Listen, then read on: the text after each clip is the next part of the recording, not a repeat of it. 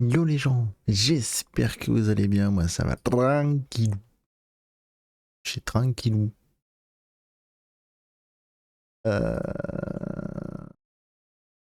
Alors je sais pas pourquoi, hein, j'ai les droits d'auteur sur la vidéo.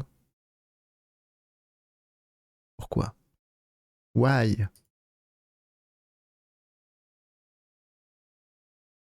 Pourquoi j'ai des droits d'auteur? Sachant que j'ai mis, à moins que l'option s'est enlevée, je sais pas, mais normalement j'ai mis l'option pour changer la musique en tant que streamer. Je me suis fait brun quoi, ça.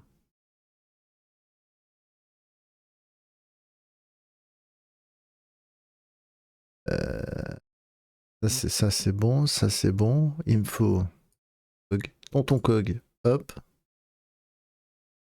Ok, on lance. Attends. Ah, faut que je mette mes gants, je vais avoir froid sinon.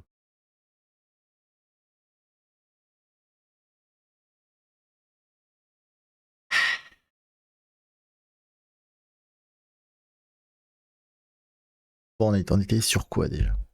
Ah oui, on parlait avec le mec sur les ethnies raciales, c'est vrai. Sa petite théorie.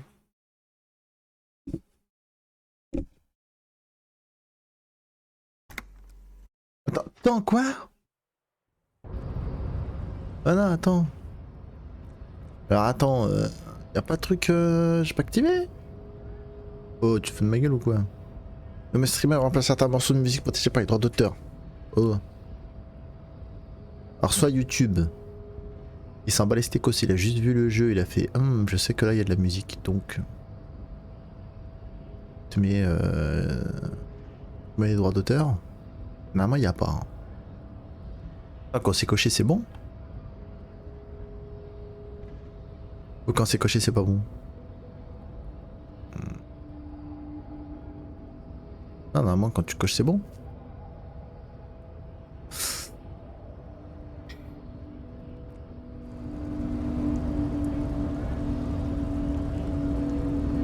Ah, bon. C'est quoi déjà les touches? Ouais. Mais une caisse. Ah, il me laisse pas passer cet escroc. Faut te causer ou pas? Que dalle. Que dalle. Donc ok, donc on vient de là. Donc, on va là. Faut te causer toi? Scab? Un roufion. What did he just call you? Oh no, not this again. You just got away from that fucking kid.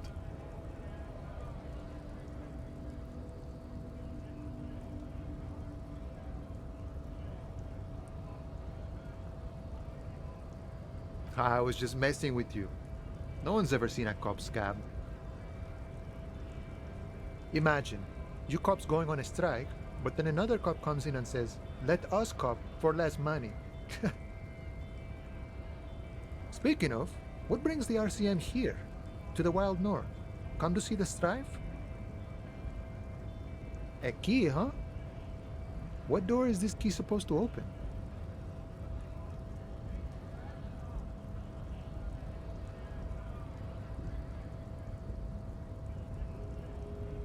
Of course, I got you. You don't know anything. I got that key right here.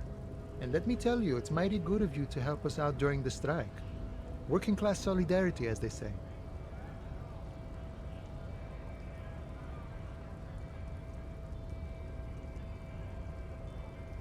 Polar weasel? Oh, I know what you mean. I'm pretty sure he's actually Occidental, though. So you're gonna be committing fratricide, my racist friend. What you're looking for is a basement door behind the greenhouse. That's behind the wailing in rags. That's all I know. Our organization is what you call compartmentalized. Means we keep out of each other's business. Okay, but where did you get the key from? The janitor gave it to me. Nice fella.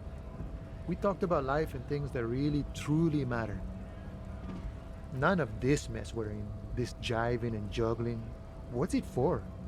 To feed our children, I guess.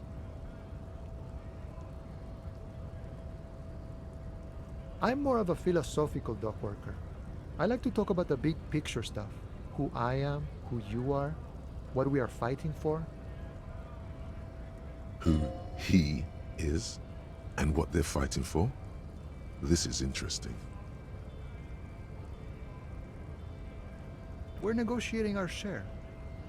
Aye.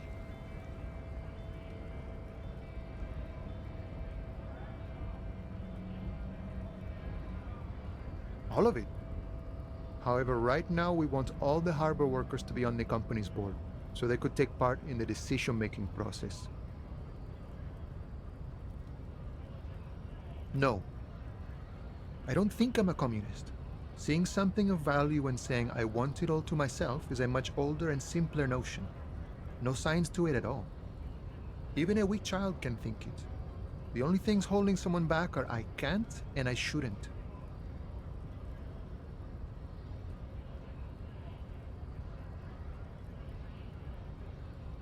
Then how can anything ever be mine? But that's okay. We don't have to agree. The prairie is wide enough for all of us.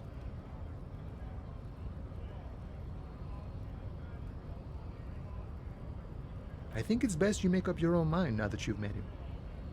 In my eyes, he is a capable organizer and a decent businessman. I guess you kind of get to be the village chief. He oversees the harbor, makes deals with the owners or other relevant parties, watches out for his own. By that, you mean corruption? By heavens, why would he not be corrupt? We live in a harsh and disordered world, see? And in this world, the old man is corrupt for our benefit, and we know it. Appreciate it even.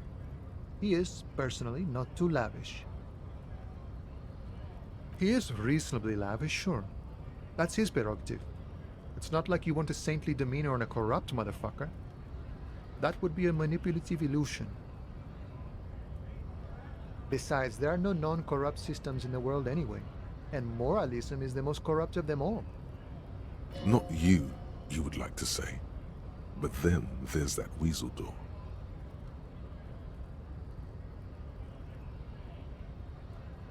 Sure, I've had the necessary free time. Fortunately, there's always time. The look in his brown eyes conjures up an understanding. For him, having command of his time is the most important thing.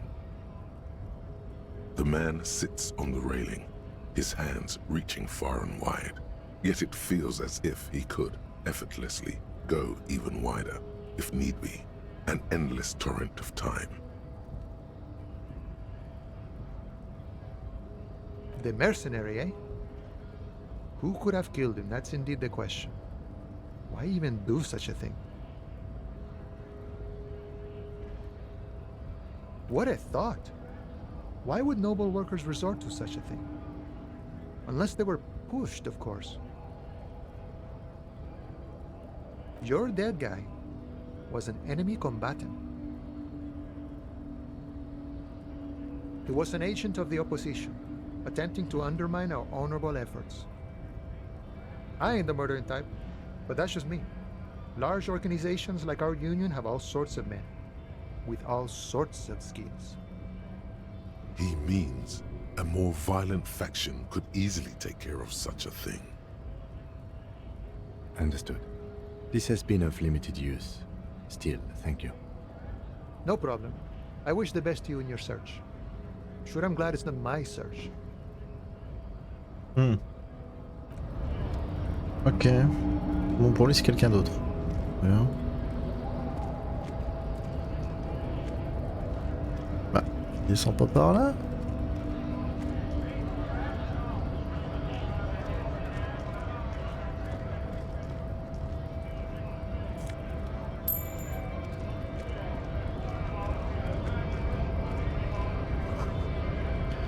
Irko. Ok, donc il y a un mec apparemment qui fait son business.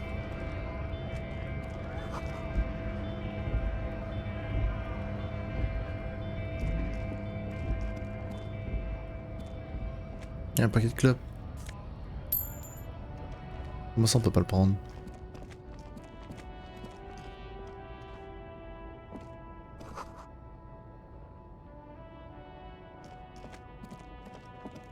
En fait, partout où je vais, il y a un endroit où aller.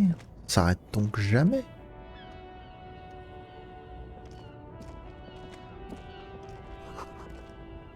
Humanox. An old monument stands in the middle of the traffic island, pointing toward the sea.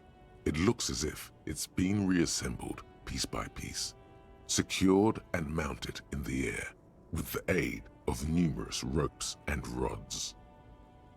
A silver plaque on the statue's pedestal reads, "I am Philip III, the Squanderer, the greatest of the Philippian kings of Revachol, son of Philip II, the opulent, father of Philip IV, the insane."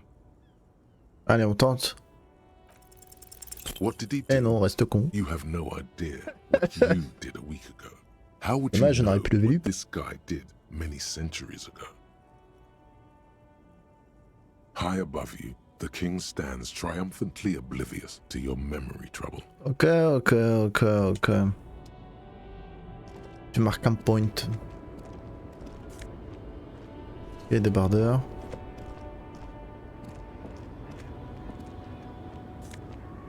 Ok, de la toune. Pourquoi une personne interrogée? Attends, attends, attends, parce que ta veste là, elle m'apporte quelque chose ou pas? Plus instrument de physique, on fait travailler ses muscles.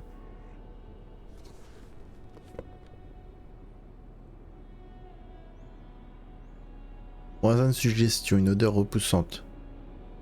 Voilà, on pue pas. Voilà, on a un esprit de corps. Ah, l'esprit de corps, c'est ça.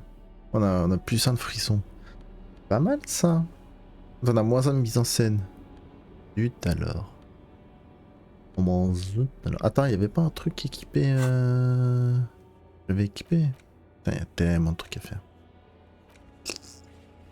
Ouah, ouah, ouah, ouah, ouah, ouah, ouah, ouah. Voici les laissés blancs. Voici les lancers blancs trouvés. S'ils sont blancs, vous pouvez les tenter maintenant.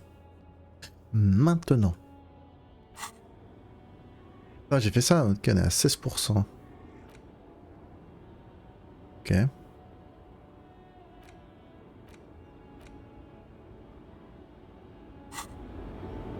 Let's go. The small, wrinkled woman does not greet you. She nods along to something on her radio. A photograph is clutched in her hands, and there is a warm smile on her face. It's the warmth of a winter night's fire. Maybe she could give you comfort and shelter, some cigarettes and food money. Maybe she's your... Peut-être ta mamie. Nothing. Her smile just keeps widening. Her hair is grey like lead. No, this one is a monster in disguise. Wait. She's just a distracted old woman. Better to leave her alone. Why? I just told you why. Ouais, sous prétexte qu'elle est l'esprit ailleurs, c'est on peut pas lui causer. Mais non. Attends, y'a rien là, ça c'est un cul-de-sac, on est d'accord.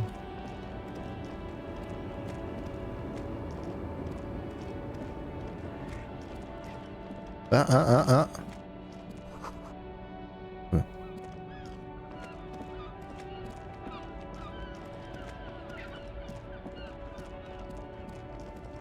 Ah putain, c'est vrai que...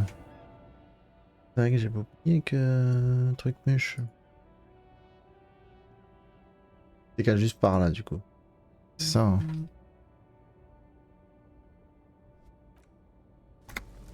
Oh, même moi même. Bon, putain, on va mettre là.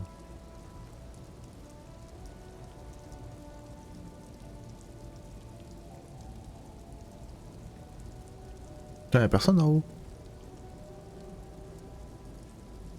En vrai, c'est vrai que j'aurais pu mettre là depuis 3 jours. Ou alors, c'est qu'il y a un truc et que j'ai pas vu. Ah, y'a pas de truc. Non, y'a pas de truc. Il y a point de trucs. Par contre, je suis à 3 bleus. Enfin, je suis à 2 sur 3 en truc là. Où qu'on voit notre mental?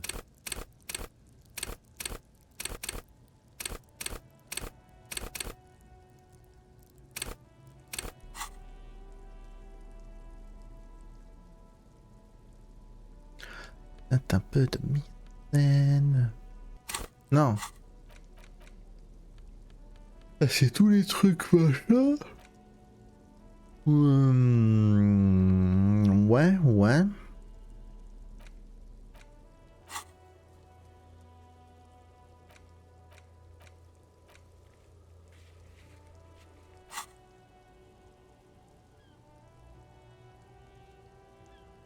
Il y en a des trucs, hein. Waouh.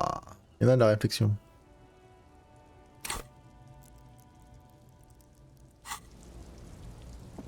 Ok.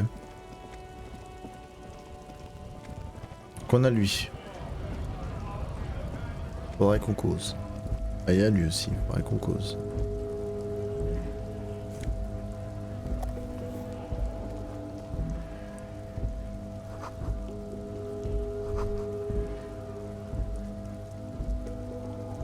Réflexion pour monsieur. Ok. Hein?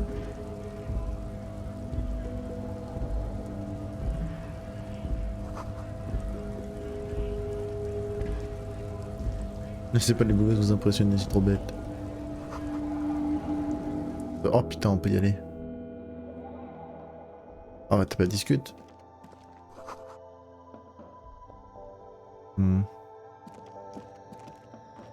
The tear machine stands in the corner. A sign says, 1 bottle equals 10 cents. Oh, that's the tear machine. It's a machine for tear. You know, you find tear outside, like bottles or whatever, and put it in the machine, then it gives you money. You need a bag, I guess. We used to have some, but we gave them all out, so... Feel free to use it if you find a bag, though. I'm sure there are some out there. Somewhere. Somewhere. Somewhere. Ok, moi petite dame. Welcome to Frit. Feel free to look around or something. Everything is out on the shelves. I don't know. Frit? Il y a 3 thés à frites, j'avoue. I think they think that the extra tea makes it funkier. It doesn't.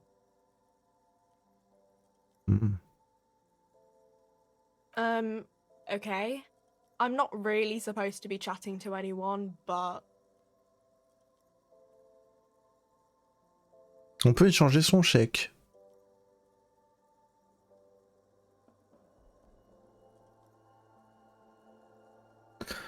Besoin d'échanger ce chèque des cérémonies contre de l'argent. Lui donner le chèque des cérémonies et obtenir 25 réals. Est-ce que je le fais ou pas? De la thune. Wow. I didn't know you worked for the union, sir. Anything else I can do for you? Blow the whole thing on speed and gin right now. Speed and gin. Great combo. Ask some local dealers, maybe. I don't really know anything. I mean, I know it's there, but I haven't seen it, so... Not really. No. I didn't know him at all. Tu mytho, toi. I don't know, really long. I don't know. No need to worry. It's just standard procedure for us to ask around. If you hear anything, let us know, okay? Okay.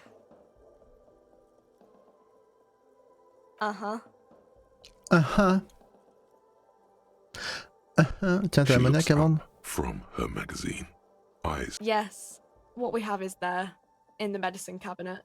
Go take a look yourself.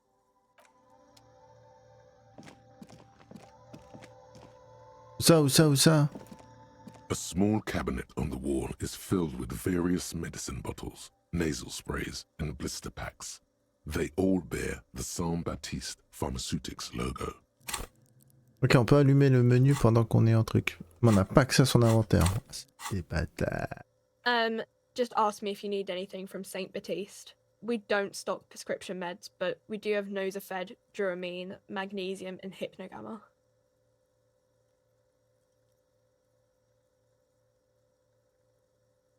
I don't know. Let's see.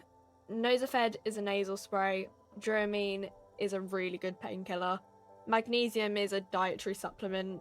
Hypnogamma is... I don't really know what Hypnogamma is. I guess it makes you feel less shit. It's recommended to use after lots of partying, studying, or exercising. No, sorry. I'm not like a doctor or anything. Nosafed heals +1 health. Duramine heals +3 health. Magnesium heals +1 morale. Hypnogamma heals +3 morale.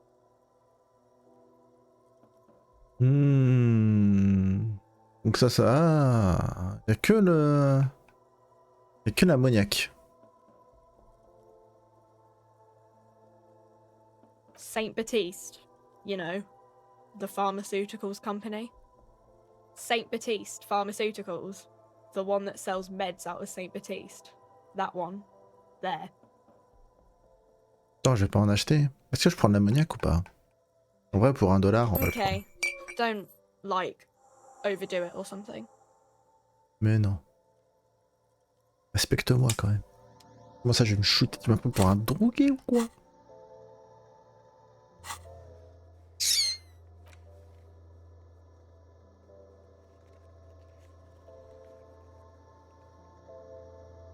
Ah si, le fameux ammoniaque pour pouvoir faire le corps de la victime. Mais bien sûr. Bien sûr. J'avais oublié ça. Ok, donc ça c'est bon. Ammoniac Power. Comme il s'agit d'un objet de quête, il n'est pas nécessaire de s'en équiper pour l'utiliser. Et de le posséder dans l'inventaire. Eh bien... Tu me plais, toi. Ok, donc ça c'est bon, ça c'est bon. Attends, ça un peu. A colorful display of cigarettes and alcohol bottles line the shop wall, inviting you closer. There, in that dark green glass, all in vain, the great flowing river of warmth, wine, alcohol, beer, alcohol, love, alcohol. I'm obliged to inform you that both alcohol and cigarettes damage your health, but I guess you already know that. Know this, you will never finish your alcohol quest if you don't buy beautiful alcohol. Réussite intermédiaire 10 contre vote total 11. Ça, mais avant ça m'affichait pas le... Ah, mais non.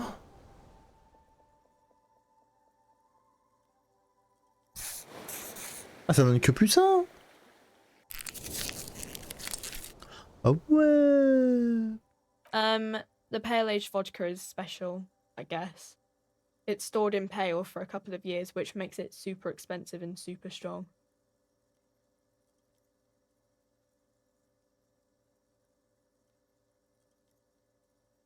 Attends, comment ça fait que j'arrive plus à voir le truc et le nez? L'intangible. You know. Don't worry your pretty little head about it. Let's concentrate on what's important here. I mean, I already said it'd hurt you. I don't know what else they do. Substances give powerful bonuses to your main stats at the cost of damage to your health or morale. Cigarettes raise your intellect while damaging your health. Alcohol raises physique while damaging your morale. Use medication, like Nosafed and Magnesium, to counteract the negative effects of substances. Note: consuming substances can have unforeseen consequences for you. No, Frit only sells legal drugs, like the law says. Alors attends, tu voulais quoi toi, ta quête? Bon, l'alcool et le boire. Trouver des clopes aussi, non? Ouais. Alcool et clope.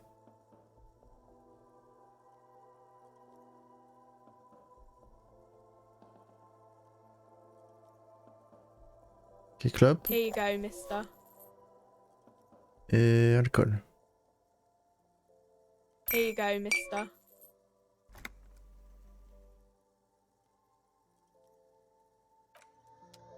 Ok. Donc, on va se mettre un petit coup dans le gosier. Tac, tac. Cigarette. Main droite, alcool à main gauche. Allez, au max. On peut pas dire qu'il est pas au max là. There it is, a brave little army in your pocket. The first Smokes platoon. 20 brave souls standing in salute, ready to step into fire for you, sir. You picked the best one.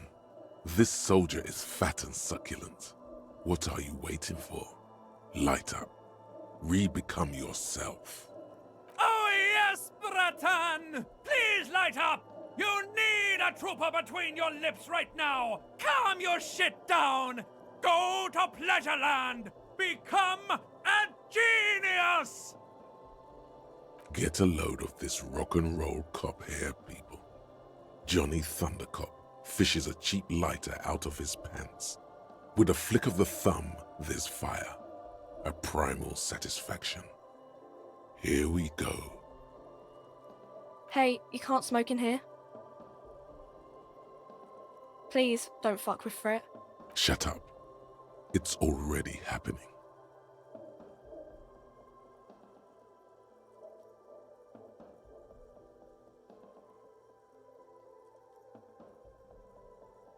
Already you regret it, looking at the pack. But don't worry. You can come back to this later. The army of Smokes is honorable and faithful to you. You have your entire life to return to it. You've passed up your chance to start smoking cigarettes for now, but don't worry. The option to start smoking becomes available again in 3 hours. Quoi? Je vais attendre 3 heures. Mais non.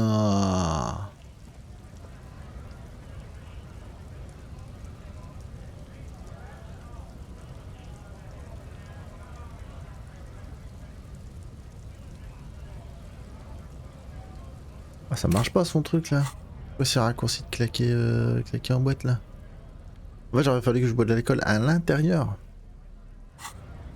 Non, t'es pas sérieux?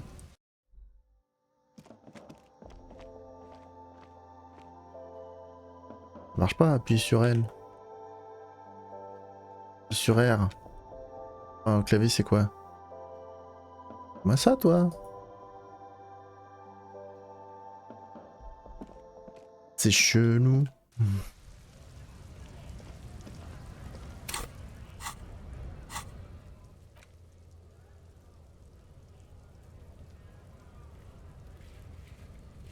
J'ai plus clope.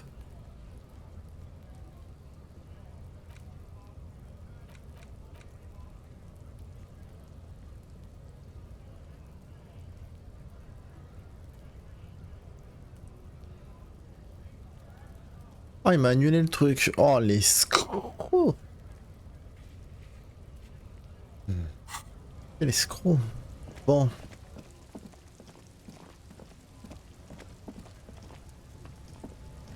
Welcome to Révachol.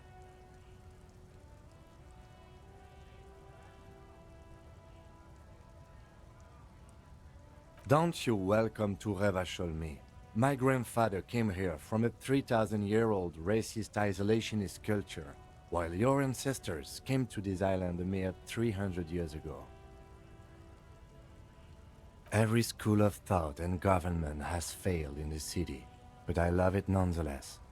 It belongs to me as much as it belongs to you. It's men like you who keep Révachol divided, making it that much harder for everyone to climb out of this post-war limbo. Oh, come on, man. I just said welcome to Révachol. It's a lorry driver thing. C'est un français bien de chez nous ça. C'est quoi cet accent là? I know exactly what you meant. You think my kind doesn't belong here, that I should watch myself and behave. But you see, I'm an officer of the RCM. It's actually my job to make sure you behave. I would advise you to remember that. Silence. The air between them becomes tense. Your partner needs backup. Now's your moment to shine.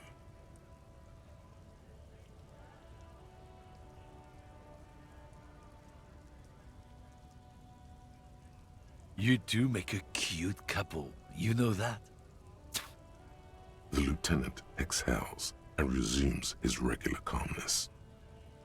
Whatever you say, officers.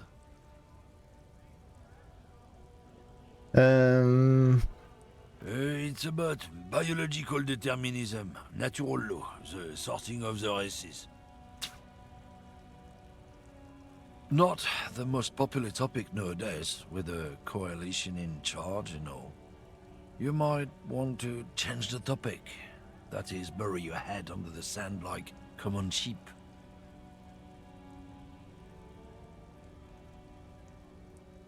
Change the topic.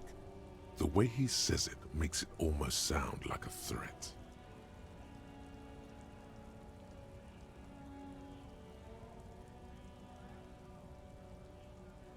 I'm not just racist. Look, I've read books, huh? The science of racial theory has all been proved, even if some people don't want to accept it. People who've studied these things say that you and me are superior by design, so naturally, we Occidentals should be in charge. Obviously, you can see the merits in that. Open your eyes. Haven't you noticed something different lately? An unfortunate downturn, maybe? Huh? When members of the superior race cease to believe in their innate superiority, they stop competing for resources. Ça me fume l'accent et la voix. Du ouf. The problem? The damn kips are showing a real good game lately. Same with the mosquitoes. And the other introduced species too. They're on the precipice of cultural victory.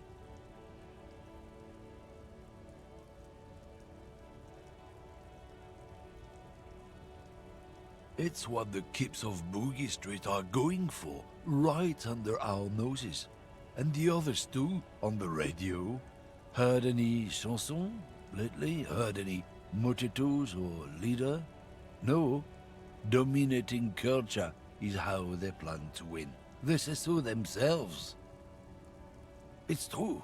Also, you need to realize the dangers of mixing races. Who knows what might happen if people don't stay in their birthplace? You might end up with a new sub-race, with unknown characteristics, leading to extra competition. That's why you've got to control the offspring.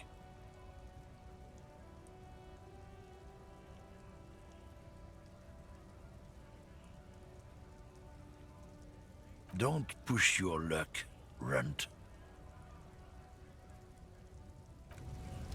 Oh l'autre. Ok.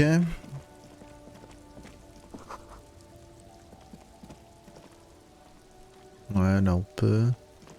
On peut rentrer?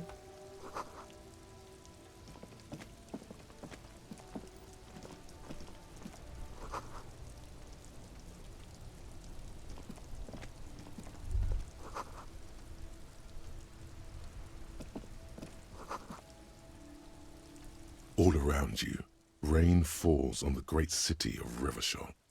Rain drips from the eaves and floods the gutters, washing the filth away.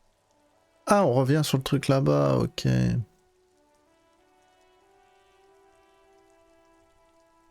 The spring thaw must be here. The snow is melting.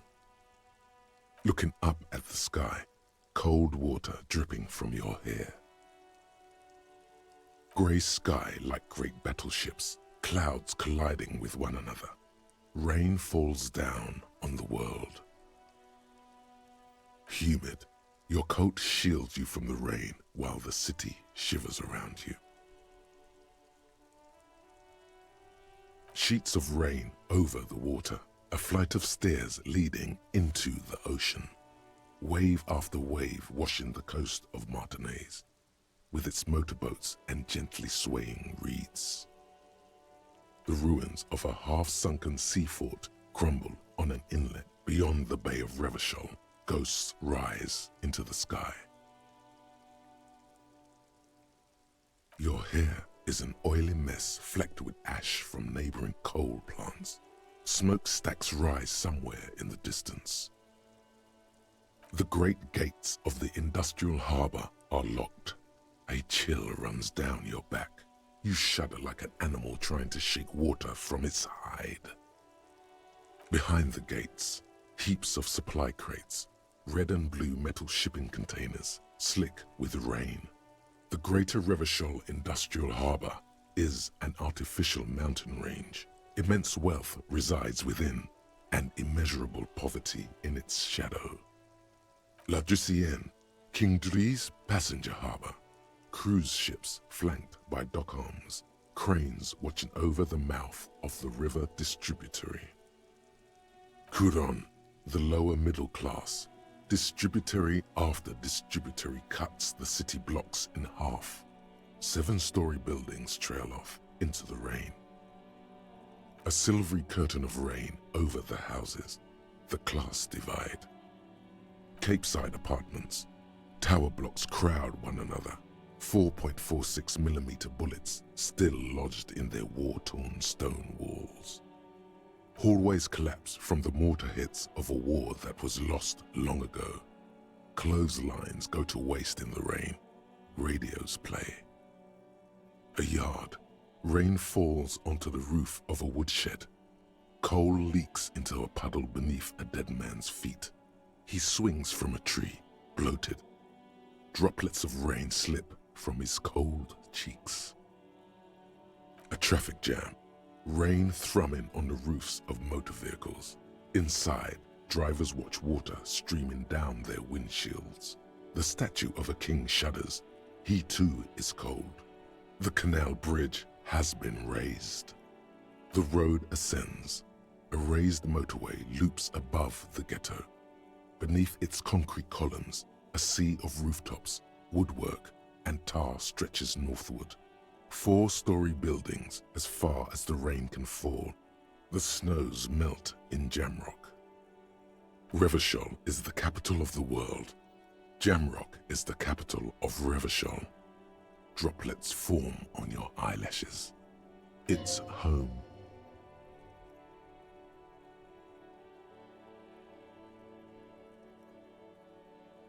To be in Martinaise, where no one goes, at the runoff point of a long-forgotten canal, in the whitest part of town, in the shadow of the day the revolution failed. Standing in the rain, looking north, where Jamrock Rock City stretches inland. Have a brother in the cut. Where the wood at? In the rain-swept distance, above the rooftops of Jamrock, a repurposed silk mill stands perched above the motorway exit. Precinct 41 hunches in the rain. Satellite officer Jean Vichmer rushes down the precinct stairs, umbrella in hand. It's unopened. He doesn't seem pleased about the spring rain. On the bridge, officers Torsen and McLean are standing guard. Torsen wears jeans and a fishnet wife-beater. Satellite officer Vichmer passes by, and the young man remarks to him, "Where's your homo, homie?" What? It's not like that. They're what is called heterosexual life partners. They have a battle-tested relationship. A brother-bond, if you will. Huh? Yeah. Heterosexual life partners. Funny apery. Male-centric workplace humor. Have you seen him? Is there something wrong? No, nothing. It's just... Judith went to his place and found the Monday mail unopened. I think he's still there. You didn't drink with him over the weekend, did you? That would be irresponsible. With that animal? Never again, man. What is he, still down there? In, south of the interchange? What was it? In Martinez. He's in Martinez. Your vision blurs. You wipe your face with your hand. The rain stings your eyes, making you look up and blink. Coalition-era statics hang like apparitions under the cloud cover. Way up there, where rain forms, rotors flutter silently. Your sight clears. This rain will not let up anytime soon. At least we are dressed for it. Let's keep moving.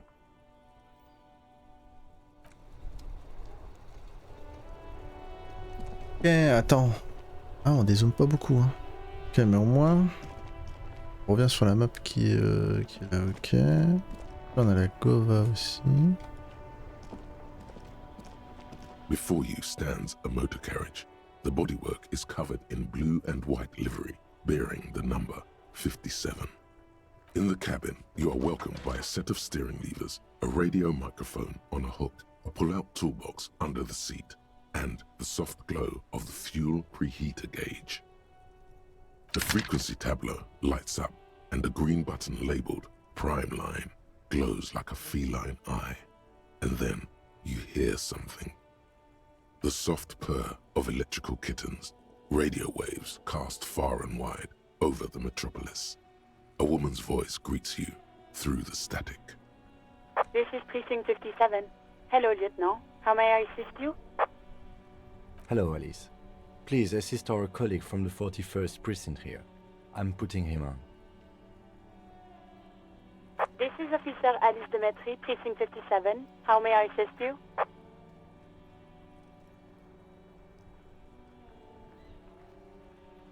Just a second, officer.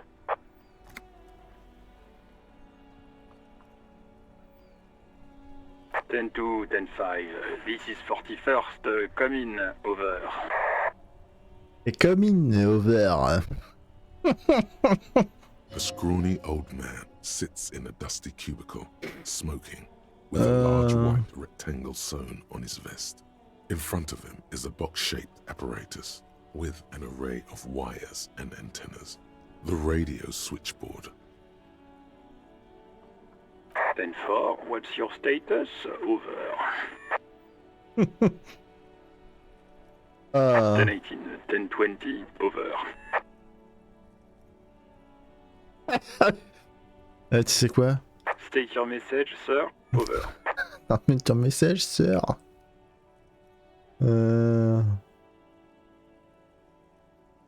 Disparition de mon insigne.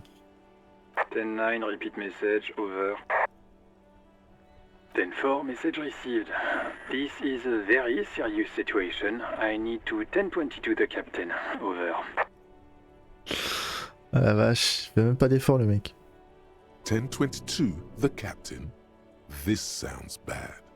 Bad and scary. Like being called to the headmaster's office in school. Is it him? What does he want? Says he lost his badge and needs to report it. He what? He lost his badge?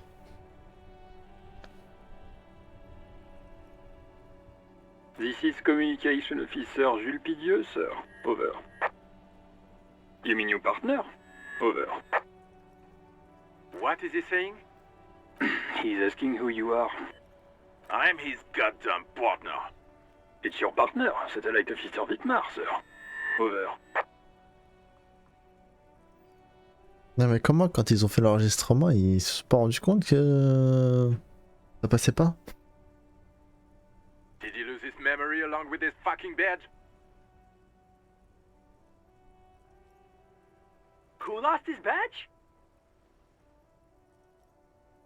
Dick fucking Mullen. Who do you think? It's Officer Dick Mullen from the bestseller Dick Mullen and the Lost Identity. Dick Mullen is not your name. It's the name of a fictional detective who would not lose his badge. Defend yourself. Immediately. They're laughing at you. He says this has probably happened to other policemen before him and laughs sarcastically.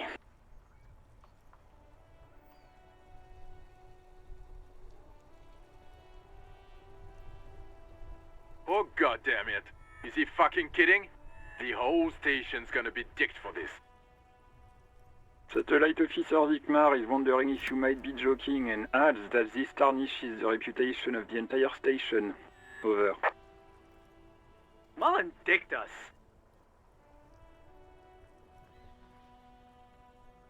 He's asking you to stop, says this is serious. Of course it's serious. He lost his fucking badge. Satellite Officer Vikmar concurs, losing your badge is serious. Over. 10-4, I hear you, officer. I'm just going to make a note here that you are in pursuit of your misplaced badge. Over. Fuck me. Mac, come here. You've got to hear this. Dick Mullen lost his badge. What's going on? Super Cop here lost his badge. He lost his what now? His badge. He lost his goddamn fucking badge. He asks you to please stop saying he lost his badge. Why? Did he find it? Sergeant Person was wondering if you found your badge yet. Over. You don't have a comeback. Sorry. It's hard to think like this. He's not replying. Looks like he's still looking for it. 10-9, come again. I didn't get that. Over. New heights even for Captain Sober. Ask him. Ask him if he's lost his gun too.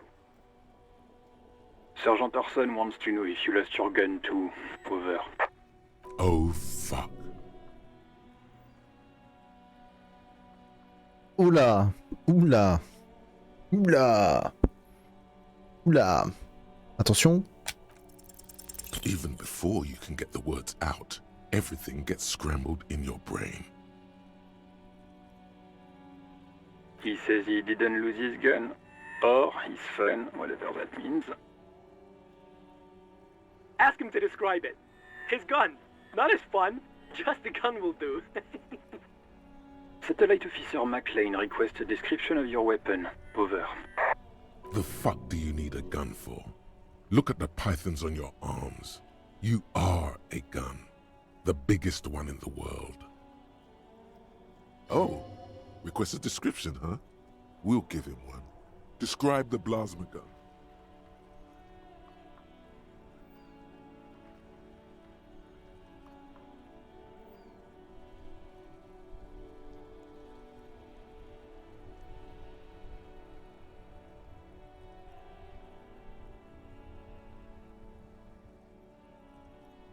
It's a single-shot kill A9. An armistice, to be precise. Says it's a kill 9mm armistice. Armistice? What, is he a fucking... Clearly he doesn't have his Villiers anymore. Dear God, he lost his gun. Oh my, I can't. This isn't really a laughing matter. Mac can face a giant of Coco Nur by himself, but Disco here made him piss his pants. Oh, I can't. Fuck. He lost his... Ask him if he still got his wiener. Oh, man. I'm not going to. Ask him. Sergeant Orson here is wondering if you are still in possession of your genitalia. Over. Now is a good time to say fuck and ass and so on. That'll make this all right.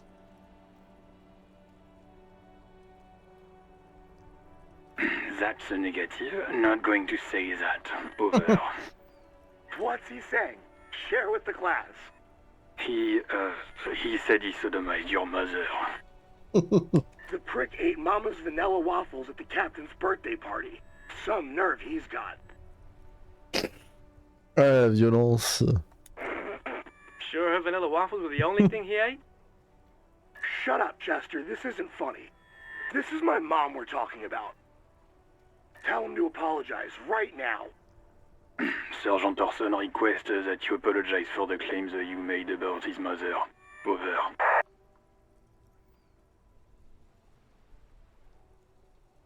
Mac, he says you shouldn't have antagonized the Firewalker in the first place. Who? Satellite Officer V. I'm afraid he might be referring to himself as Firewater, sir. Firewater? He's lost it. Fuck it, tell him to find his goddamn badge and gun. That's the only thing that matters. Satellite Officer V. 10-4, affirmative. Officer is in pursuit of his firearm. Oh God, Officer, do you need further assistance? Over. Okay, 10-4, sir. I hear you. Relay your question. Over. Wait.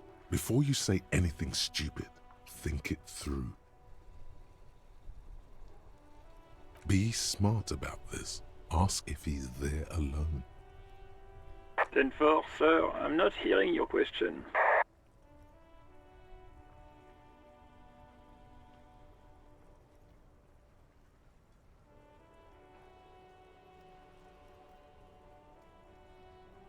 That's a negative, sir. I got a 10-12 here. Over. Okay.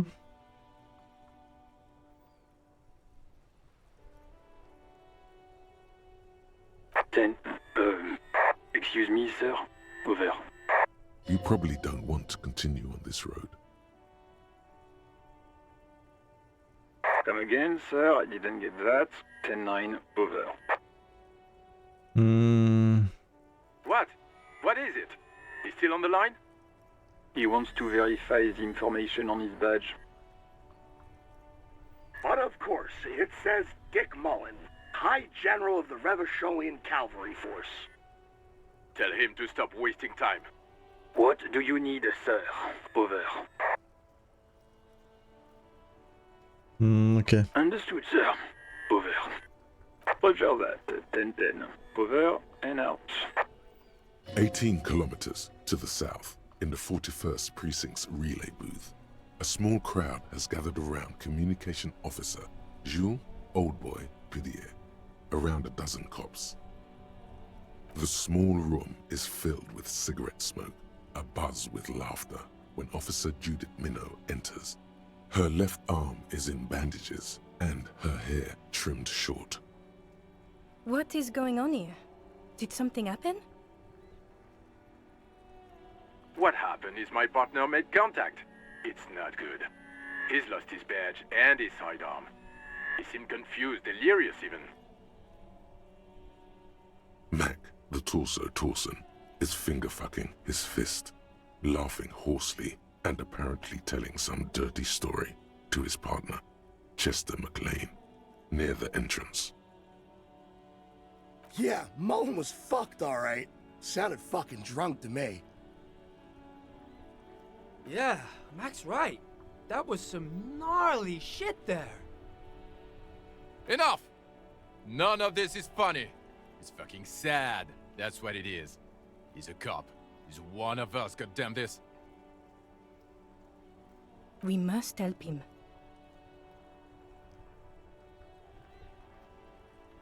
Yeah? How do you fucking plan to do that, huh? Get him off the drink? Go jogging with him in the morning and get him on carrot juice? He's a lost man. I just know we can't give up on him when he's at his weakest. He wouldn't.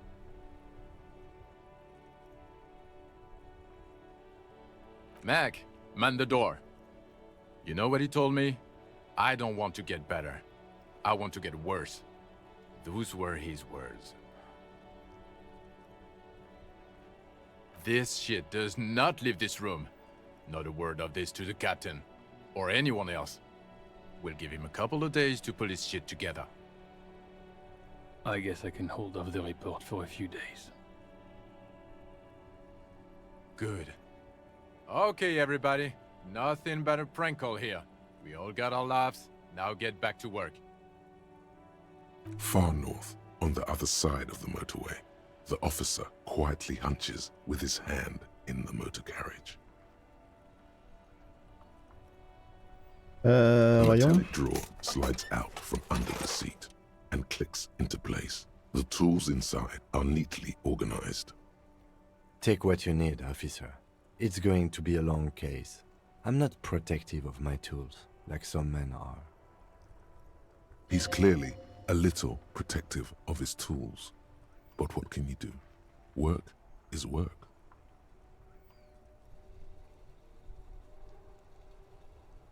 The pry bar feels nice and cold in your hand, heavier than you'd think.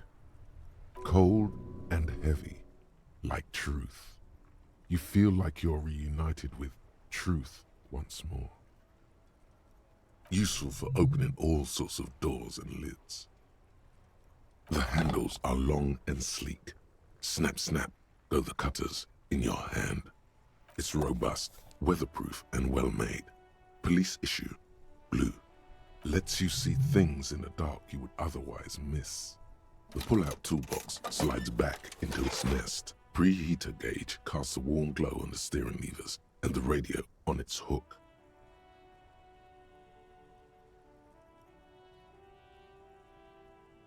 As you tap on the gauge, the indicator pin jerks as if startled. It's in the large orange sector, indicating the engine is warm. Next to the gauge is a red switch labeled heat. There's no use pressing the heat button. It won't start without the ignition key. Alternative translation. Don't even think you can drive my MC. This is the coupé cinema, my motor carriage. You can use the toolbox and the radio if you'd like. Motor carriage, motor carriage. Something bad with a motor carriage. A dark lump rises in your throat. Nothing, nothing. It's probably nothing. Forget I brought it up. Please proceed with the carefree lollygagging.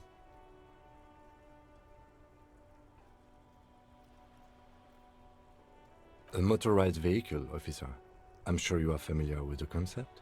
We've had these for nearly a century.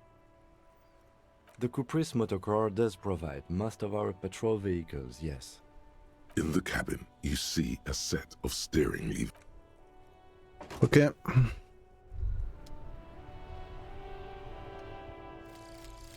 Advanced race theory. Everything is calm in the eye of the race storm. Your mind is lucid and bright. The mind-bending phylogenetics appear more distant and, to be fair, a little ridiculous. The great race mystery has cleared up. All that's left to do is verbalize your thoughts. Go and talk to Measurehead about your newly found insights.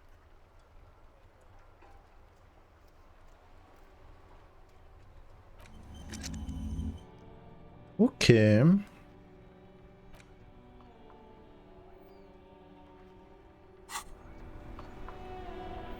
Bon, du coup on a ça à interroger.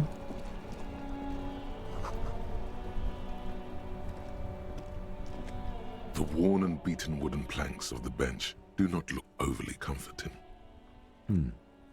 We can sit on benches after we've solved the murder. Let's go. You can revisit the bench if you ever need to pass the time when Lieutenant Kitsuragi is gone. Ok, donc c'est un passage de trucs. Il y en a des choses à causer.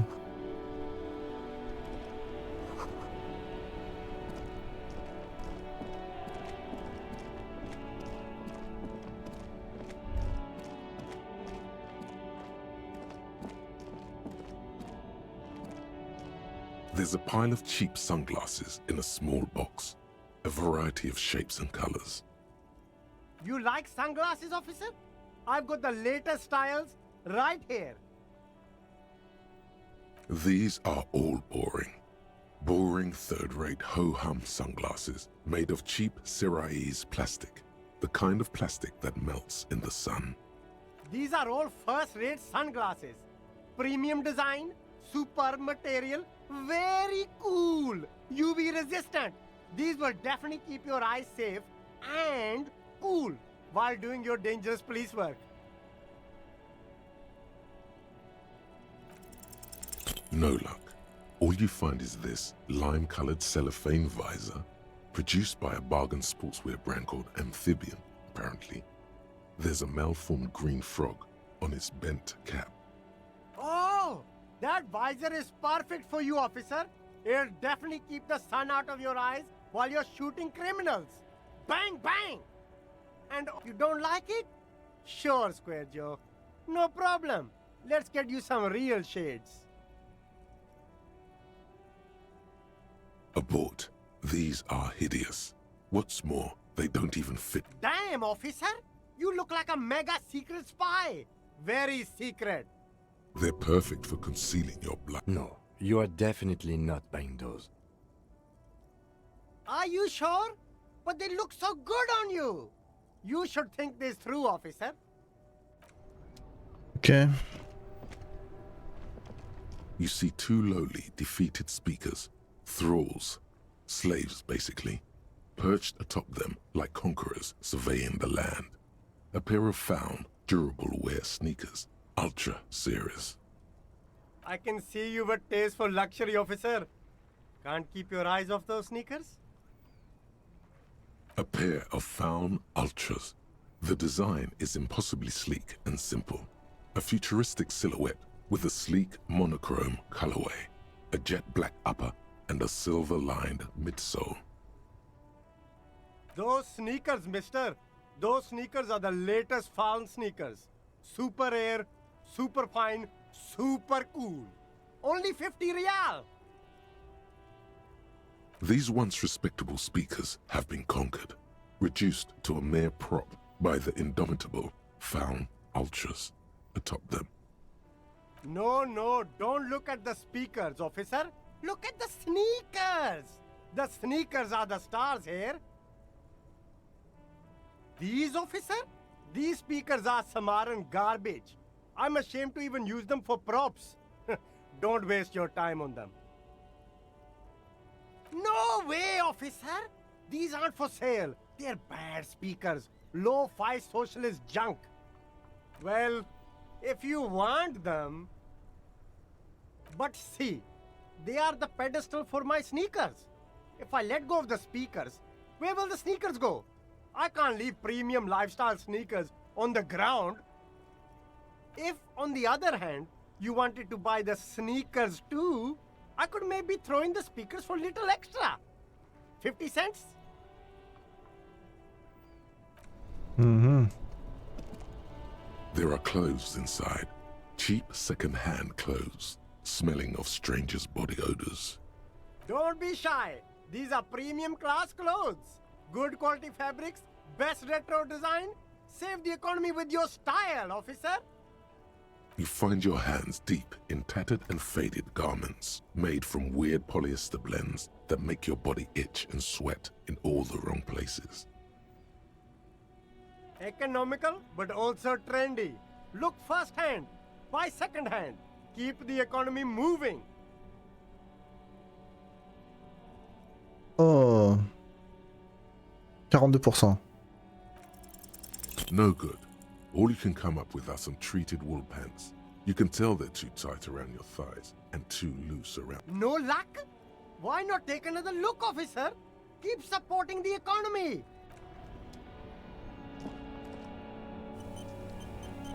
Bon. Ça, on a quoi? Ok.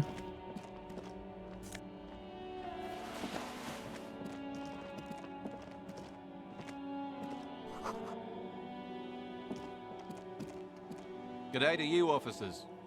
A burly man hangs out by the waterlock, carving up a generous serving of salami with an old hunter's knife. His eyes are fixed on a man stranded on the other side of the waterlock and on an enormous billboard that has fallen down into the canal between them. His posture is relaxed. Despite his powerful build and a knife in his hand, this man resorts to physical intimidation only infrequently, if at all. My friend Barry the Butcher is stuck on the other side of the waterlock. I'm keeping him company and eating his salami. From the corner of your eye, you see a man in a yellow shirt and grey overalls waving at you from across the canal. He seems disappointed about the wreckage on the waterlock and the salami. Very good stuff. Anything I can do for you, officer? I wasn't here to witness it, but those look like tire tracks on that sign. Weird, huh? Then again, plenty of daredevil drivers in Revachol. The words daredevil driver sound ominous to you. Too bad it also takes a year and a day to repair anything around here, especially a waterlock. The rest of the coast is closed off till then. Well, there's the fishing village, an abandoned fish market, a bizarro church. Not much use to the congregation, though. There always seems to be something wrong with it. Yeah, not really much else. Just bombed out ruins. Sure thing. Want some too, officer? Why not?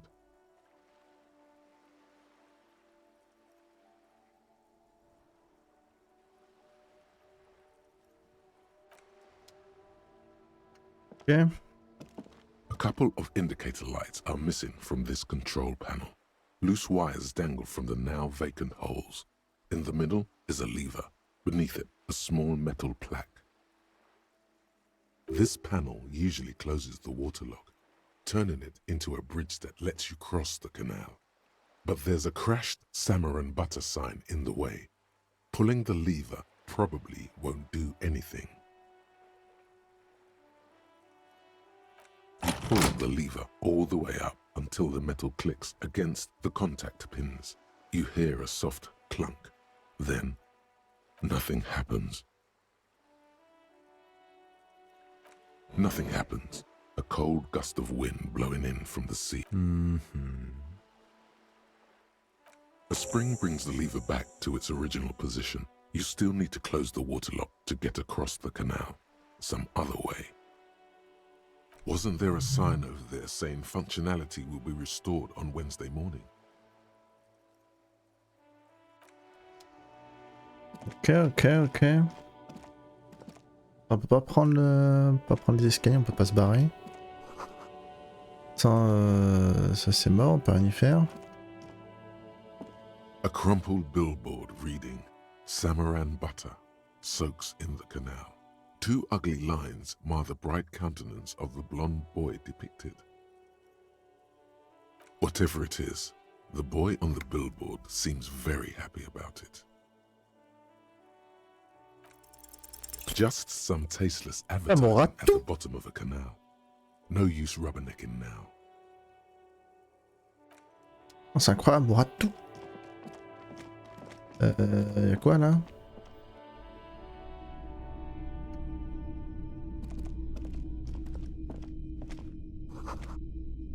Ok, ça pour ça.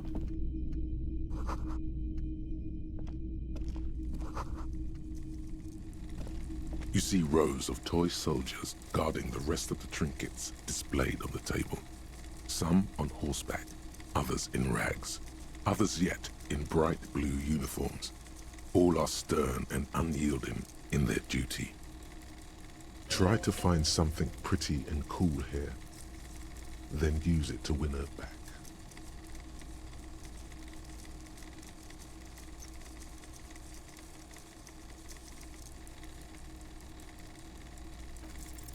Why?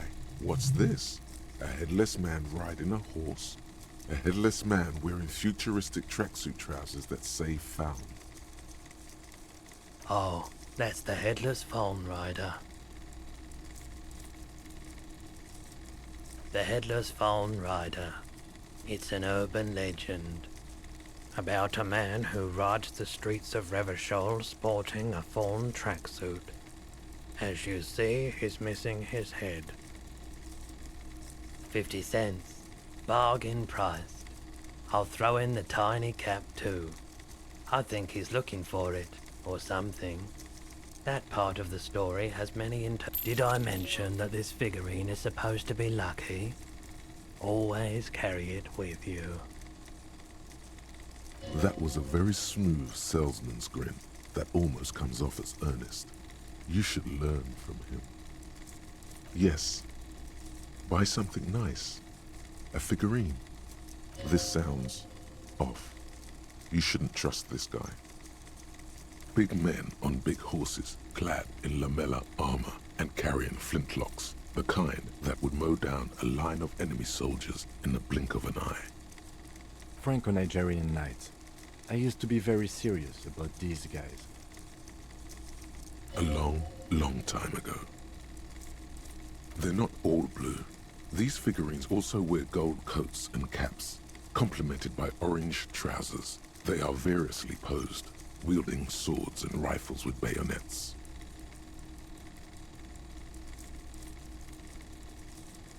Which ones? Ah, royalist soldiers from the time of the Revolution. The uniforms are painted a bit too brightly, I suppose. This set of soldiers isn't meant to look impressive. A few have rifles, but most of them carry pistols. Some even shovels and tall sticks. You're probably talking about the revolutionaries, yes? Yes, they are soldiers, revolutionary soldiers. I think their poverty has been exaggerated for effect. When you place them next to the royalists, it doesn't seem like they could possibly win.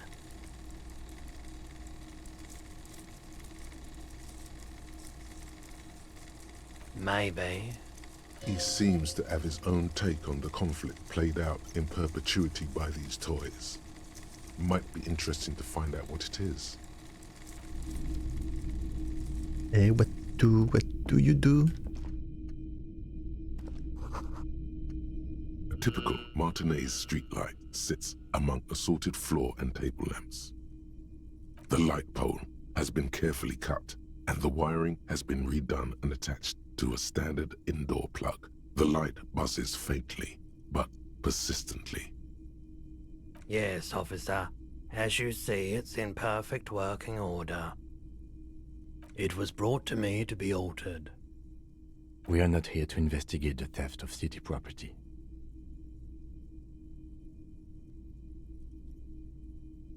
You have to admit it's rather clever what he's done with it.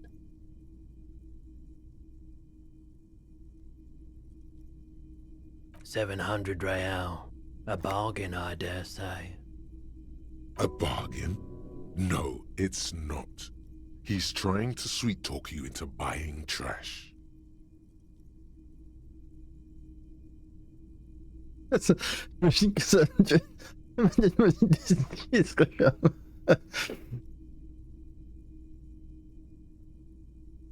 The light has undergone 3 transformations, and every transformation, large or small, has a price tag. Well, there are the costs of removal and rewiring. The most important transformation is the light's placement among ordinary indoor fixtures, which has adjusted its morphological field. The light became suitable for use inside the home just a few days ago. The boomboxes on the shelf look well-loved and well-traveled. Chipped, dented, they stare at you with the unblinking eyes of their tape reels. One especially catches your eye. Deep gold and amber plastic with a big old handle on top. A classic boombox that says, Stereo 8 approved. This is you. Golden orange. A sunset suite. Just make sure it works before you buy it. Is the Harman Welshie W2, made in Vespa, designed in Seoul, plays all reel-to-reel formats, 2mm, 8mm, 12mm. It's even got a little radio in there. It'll set you back 12 real. Absolutely. I've tested each one myself with recordings of speech, found sounds and music from a variety of genres, even though I don't really like music. If police work means playing tapes, sure, you can use it for that, or any other time you'd need to play a tape. Like a beach party, with sand and sun and seagulls dancing on the breeze. Theoretically, yes, but we don't have time right now. It's generally murder investigation first, then beach party. That is the unofficial RCM motto, yes. Bon, on verra. It's not often that I see officers from the RCM in my pawn shop. What can I do for you? His courtesy is not insincere, but he prefers being alone with his projector, just watching the movement of light across the walls of the shop. I haven't had any problems myself, though some of my customers have complained about inconsistent law enforcement. Who are your customers usually? All kinds of people come through here. Locals, travelers, people looking for a deal, people looking for a keepsake, people who are terminally bored. As you can see, I have a wide selection of goods for everyone to choose from.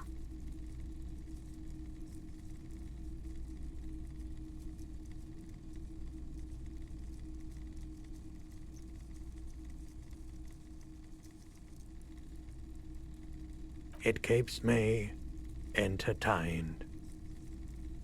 Entertained? He might be high. If he is, on what?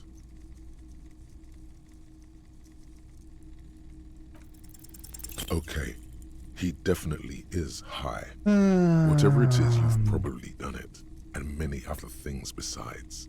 But you can't cut through the jumble of sensations to get to the answer. A guarded man like him wouldn't tell you if you asked out loud. I doubt it, but I can try and answer any questions you may have. I do my best to keep my distance from all manner of butchery. Bad for business, bad for everyone.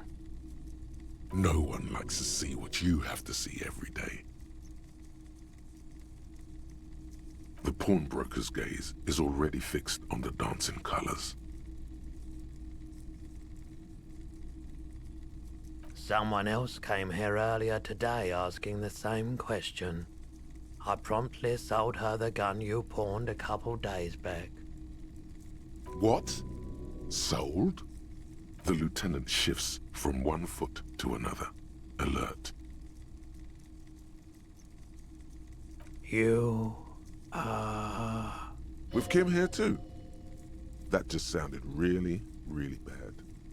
You were adamant about getting rid of it, officer. Said you were undeserving of a service weapon of the Réseaux Citizens Militia. And I don't like keeping guns around the shop for long. Off the charts photon emissions. The unhealthy kind. He's not telling you the whole story. It seems he's trying to spare you.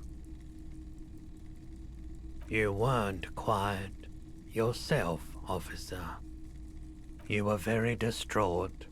You said the gun was a threat to your life and that you can't trust yourself with it tonight, and that you need the money. When I said that I don't normally buy firearms, you put the gun barrel in your mouth and sort of sucked on it. Then I agreed to take it. Carrément. You sucked on a gun? Good. Very normal. 15 real. The lieutenant looks from you to Roy, and then back to you. It's clear that he hopes this tableau might still turn out to be a bad dream. It's not, though. This has got to be the most. Wow. There's pity there too, in case you didn't notice.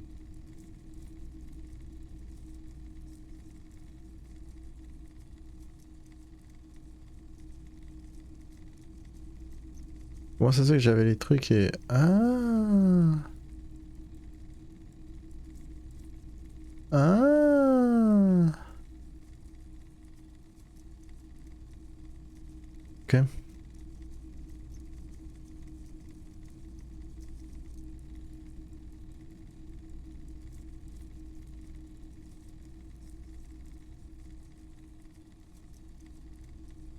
No apologies necessary, officer. She didn't seem like a policeman, although she kept referring to herself as a pig, which was odd. I found her interest in the gun a bit obsessive, but I was just happy to get rid of it, and of her. Truth be told, she was terrifying. Right, so let me get this right. You sold your sidearm, issued by the citizens' militia, and now a civilian is running around the streets of Martinez with it? Miraculously, his face does not reveal what's happening inside.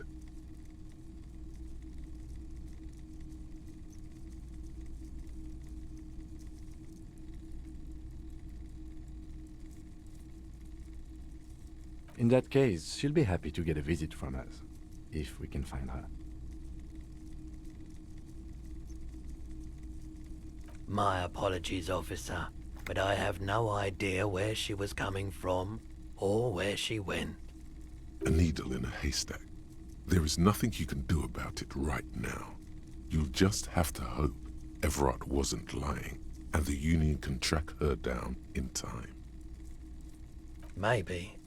Shady-looking guys came in here yesterday, looking like they'd just taken off their Wild Pines overalls. They asked if I have a police weapon to sell. I told them I already sold it. They went their way. It was a trip, but you know, all sorts of people come here, asking for all sorts of things. Maybe Claire really is tracking down your gun. Of course.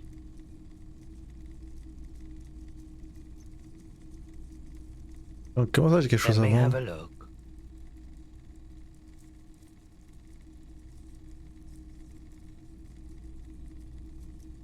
Anything else you're thinking of selling?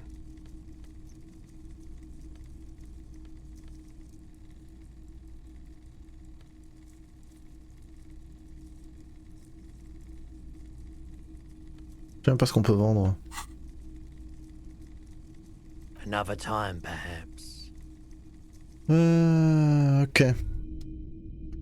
As you turn, a bright light catches your eye, making you squint. From a distant sunset, a stage light, flash photography, nowhere in particular. It's just what superstar law officers do. They squint at lights, and they solve shit. What are you, deaf? They're perfect, like rock star politician and drug addict teacher. Embrace the superstardom you've worked so hard to establish. Yeah, you have. You're a big dick cop, Dick Mullen, Salam Rocky Bayi, badass on-the-edge disco cop. Time to recede into a ludicrous fantasy world. Here we go. Camera, lights. With a sudden flash, the world freezes around you, and you along with it.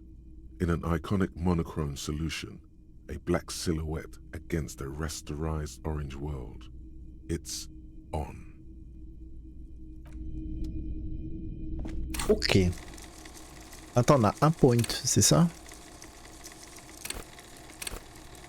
Là, on a un point.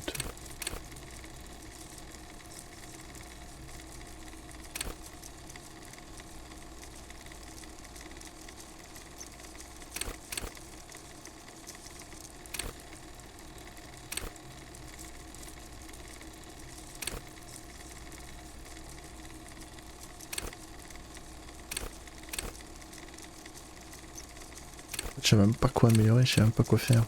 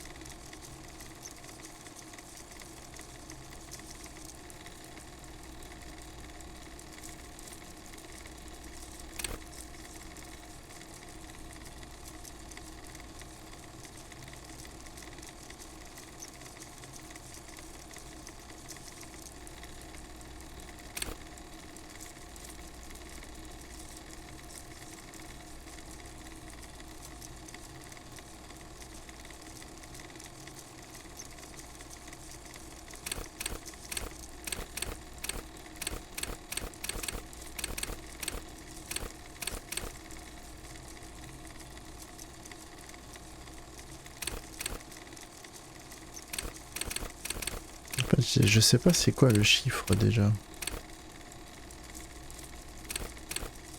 C'est mon niveau. Mais du coup c'est quoi les... Quoi les rectangles?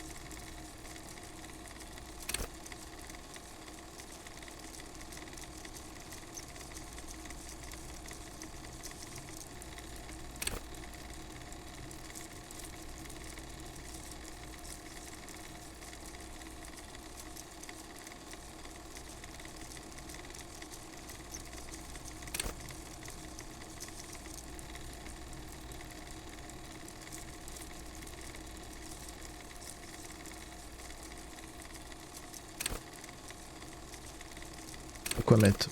Comme je connais pas, je sais pas quoi mettre.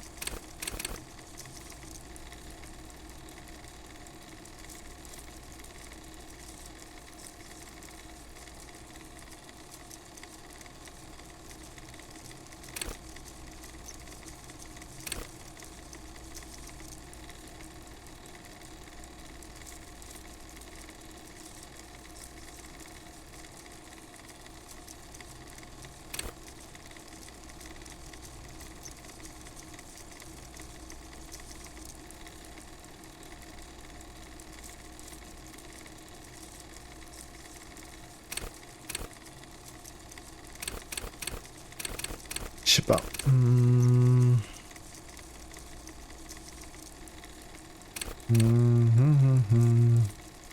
Ouais, non. Autorité peut-être. Allez.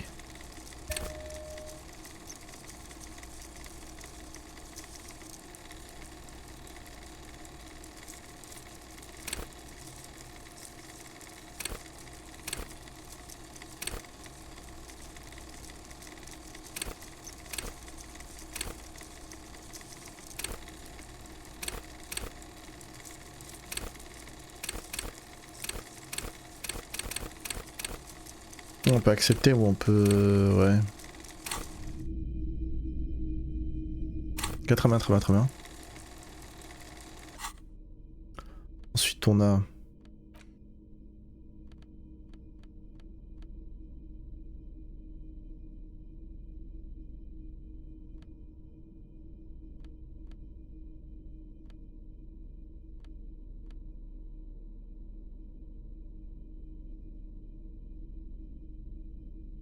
Dans la clope je peux pas.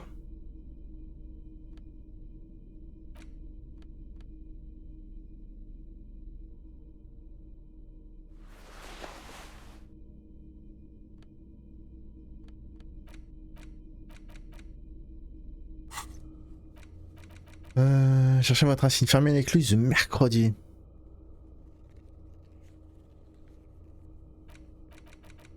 Fin de journée.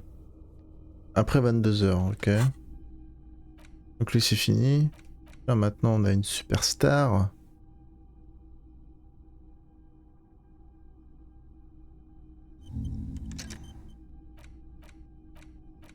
On est superstar.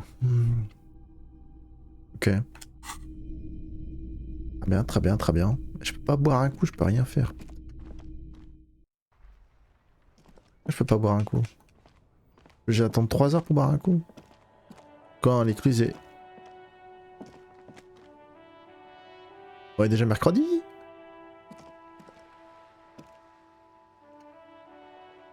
A rusting control panel. This panel usually closes the wall. You pull the lever all the way. Nothing happens. A spring Non, ça change wasn't rien. there a sign? Ça change rien, ça change rien.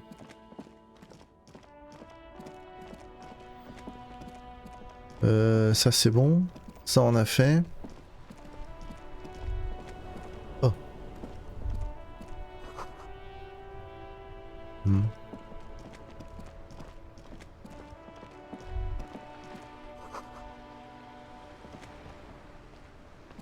Life doesn't need to be a struggle.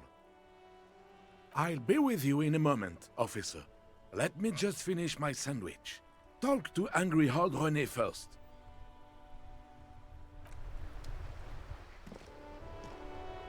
Have you no shame? Whining about your back every time you bring out the measuring tape. René, you're a man with a fork in a world of soup. Please, let's just try to enjoy the game, all right? Look, in his hand, going into his mouth, the sandwich. It's hauntingly beautiful. I'm trying to, but you keep breaking my concentration. You're old. I can see that. We're both old.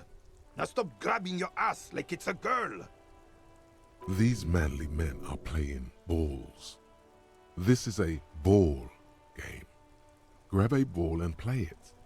Don't ask questions. Shoot first. Ask questions never. That's the spirit. Don't even waste your breath asking about the game. They wouldn't know anyway. They're way past their prime. Oh, oh 72.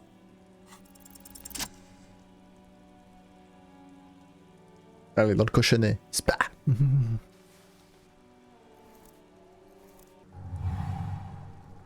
You are immediately surprised by the ball's lack of weight. No matter, you'll make it work. Il est pas censé être là-bas? God, this is right. You feel the familiar tremble of excitement and adrenaline that precedes every victory. Time has frozen. The cold metal ball is surprisingly smooth against your neck. It has a pattern on it, probably a sponsored ball. Yours would only be covered with bumps of learning and scars of victory. Already your muscles are adjusting to the weight, the nervous system calibrating, until you and the ball have merged into a single entity. The man ball is ready. A chilly breeze ruffles your hair as you stand there, feet firmly planted. All sounds, smells, even the wind, everything fades until the only thing left is the union of man and ball. West, in the Grand Couronne area, a sharp overhand left from Arsène-Luc Edelbrock sends the Samarin heavyweight champion, Kostya Miasnok Kostanica, flying to the mat. The crowd goes wild. Revachol loves her heroes. An embodiment of pure motion, a fine-tuned locomotor running at maximum efficiency. Behold the fear and confusion reflecting in the eyes of the two feeble geezers. They are in awe of your superiority. You are a god to them. Some would still say you're a cop, but I guess we're beyond that now.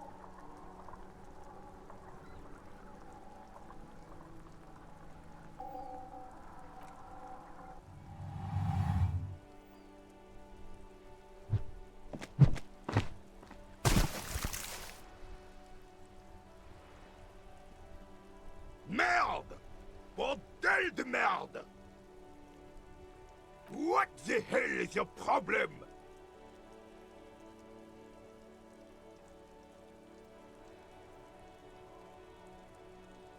You vandalized our game, son! We can't play pétanque with 5 bull!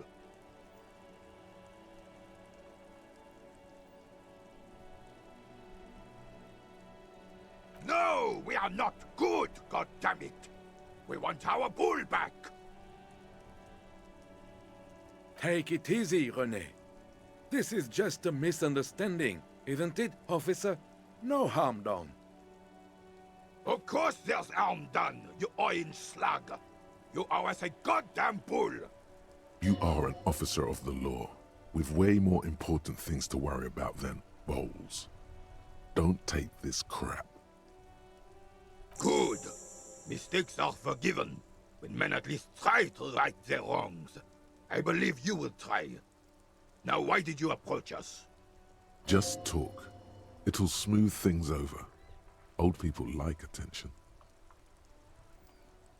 Yes, the Debardeurs Union pays me to stand vigil during the nights. Not out of any political allegiance, mind you.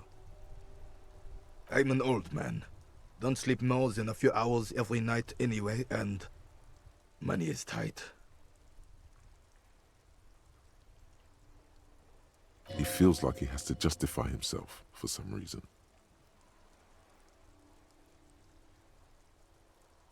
Yes, it does. Unfortunately, I wasn't working that night. Been on a 2-week leave since last Monday. It's a private matter. Nothing to do with your investigation. You see, officer, René is the kind of man would rather die than admit he needs medical assistance or, God forbid, sick it. A real man's man is just gonna ride it out. I'm fine, goddammit. Mind your own business.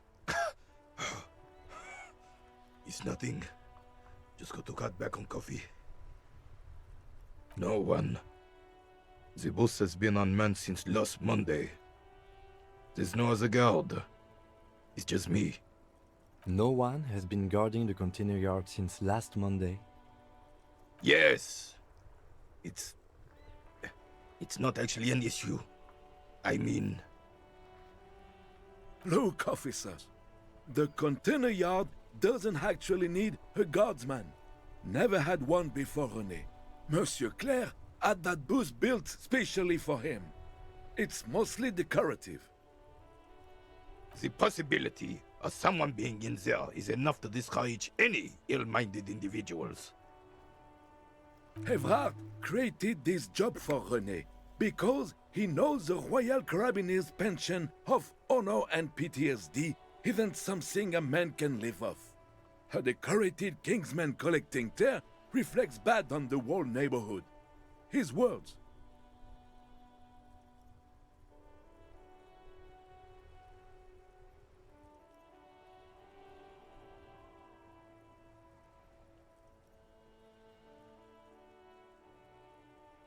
Look, officer, can we conclude the topic of my guard booth now?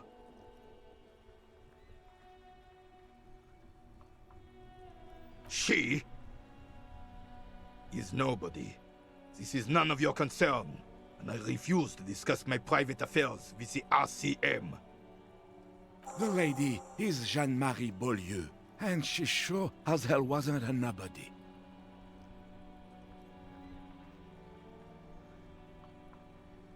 Yes, like I said, I would be up anyway, so might as well keep an eye out. It keeps my senses sharp. Unfortunately, I don't.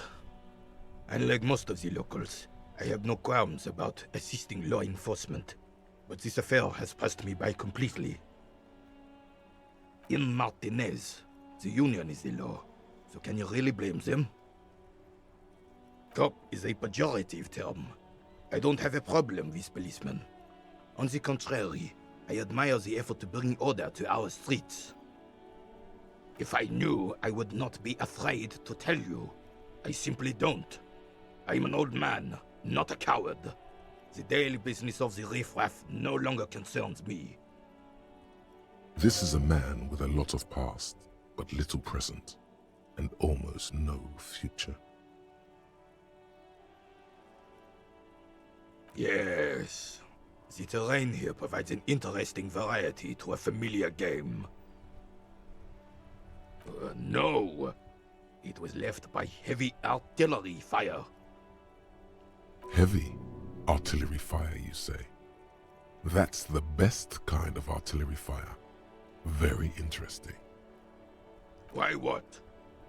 Because that's what happens when communards hijack your country, execute your supreme leadership, and turn your capital into a slaughterhouse. You use heavy ordnance to clean up your home. Sadly, no. It was the foreigners who brought them to their knees. We fought valiantly. Too valiantly. So valiantly we got licked. Should have fought dirty, like they did with their suicide sex cult propaganda and mad anarchist women strapped to shrapnel bombs. We didn't though, and we lacked caliber. God bless him, but the suzerain's cannons simply weren't big enough. Because this place is a damn beachhead. Had to soften the commies up first. Yes, the military coordinated amphibious landing to take back Revachol. He finds your lack of historic knowledge troubling, a sign of mental deterioration in the preceding generations. Martinez was used as one of the 3 footholds in Revachol during Operation Deathblow in 08. The other 2 are off in Stella Maris and the Delta. This here is Blood Ground, where Coalition boots first made landfall and cleaned those rabid dogs out. Most likely, we're playing pétanque on their mangled corpses. Blood Ground. You got old René going there. Like he isn't hungry enough already.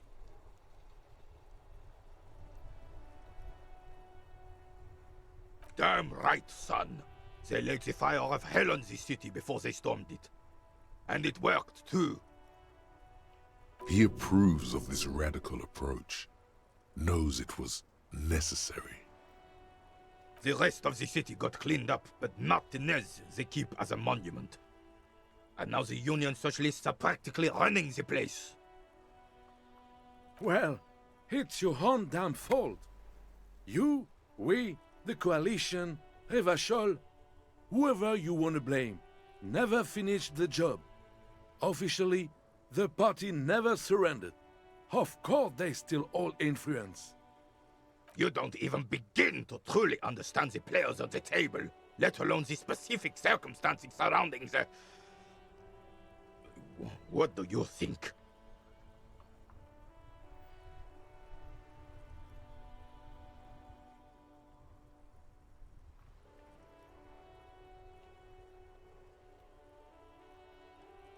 I'm sorry it had to be them. After 8 years of fighting those hyenas, boiling cats for food and drinking piss in the mountains, I would have preferred if the Right Honorable King Guillaume returned through Revachol, or even if that damn clan Frisell had risen from the grave and led us. Sadly, that was not the case. This royal failure weighs heavily on him. Instead, all that is just, holy, and beautiful in the world was wiped away, and now it's neon signs with toothpaste ads everywhere. Foreign influence peddling garbage and stupid music on the radio. This is just what the commies wanted. This was their plan all along. This is what they wanted to replace the role of the suzerain with. Damn Frisell. He was the king we couldn't protect. The Carabineers failed him, and the crown. He died in the hands of the Hyperlay, in a very public execution. A true king in both blood and mind led Revachol before Frisell.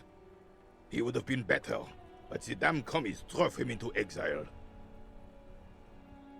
The suzerain is the king! Has everyone forgotten already? They've forgotten already. Soon, they will forget everything. Him too. Then he chooses anger over melancholy. It's no use talking to you. You were still in Daddy's balls when it happened. When we took our last stand against the filth and rode the cavalry straight into gunfire. Ah, yes! King Philip III, on his steed. A reminder of what Revachol once was. Oh, absolutely. At the mercy of a cocaine-snorting tyrant who emptied the treasury so he could sleep on a bed of gold. Cocaine? Cocainum? Sounds like our kind of king. And just imagine what kind of cocaine a king would have had. A superpower, feared and respected. A testament to what this country can be under the leadership of a true king. Someone who knows how to rule. Decisively, without fear of offending the sensibilities of the frail and weak-minded among his subjects. This is something the insurgents never understood. A nation is only as strong as its leader, That's why it was such madness to try to... Don't get started on that again. What happened, happened. The Carabiner doesn't reply, but his entire being communicates unbreakable resolve. No one and nothing can change this man's mind. He is as rigid as they come, still in that antique uniform. It's a symbol for him. Oh, old Philip was a big fan of the purple nose candy the nobility loved so much. A cocaine connoisseur of sorts. His egocentricity is borderline legendary. You can't even take responsibility for yourself. How could you fathom the responsibility weighing on the shoulders of a ruler? That's why the Philippian kings use cocaine, for clarity of vision, to aid in their work. Regnum cocainum, Revachol's finest years. I'm satisfied with this explanation. Of course. Clarity of vision. Awareness. Philip III was even brought into this world with the help of cocaine. The court medic administered a dose to his mother when she was in labor, and it is well known that with the help of cocaine, only the purest, of course, he was able to connect with higher realms. Higher realms. Of course, it all makes sense.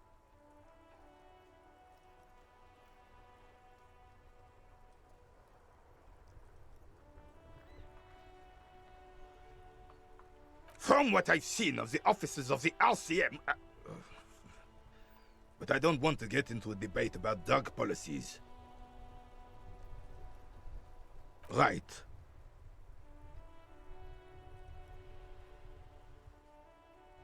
Vous avez jeté la boule à la mer. Ouais, tu parles, j'ai fait un lancer réussi, l'autre il le jette à la mer.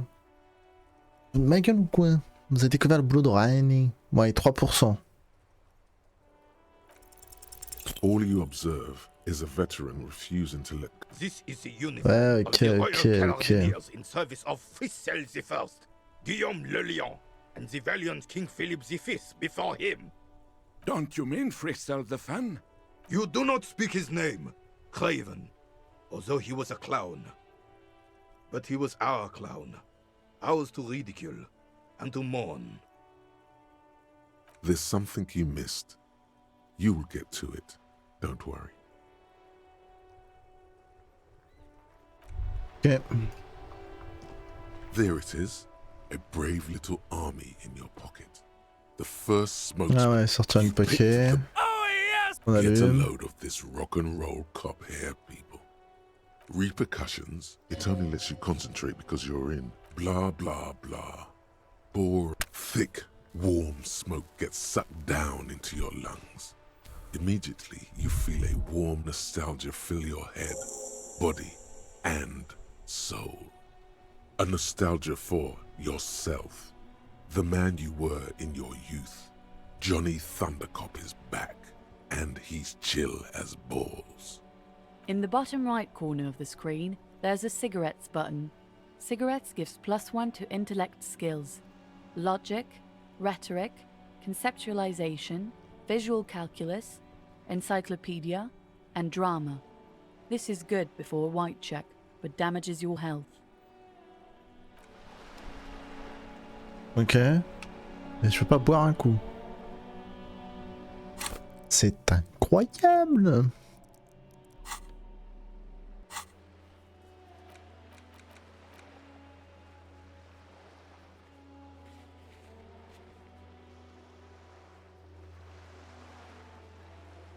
Une sphère en métal qui y ressemble.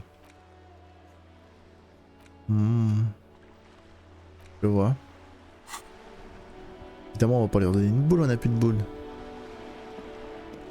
Ok, tu peux aller jusqu'à là-bas donc.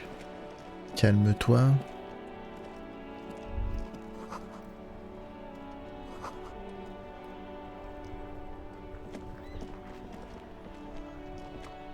This Postlovantorie mail collection box has been heavily vandalized with graffito. A closer inspection reveals 2 bullet holes in the front.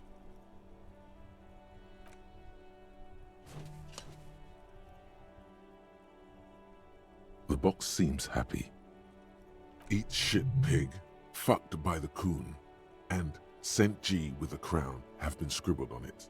Jenny is a whore, and best set mailbox also.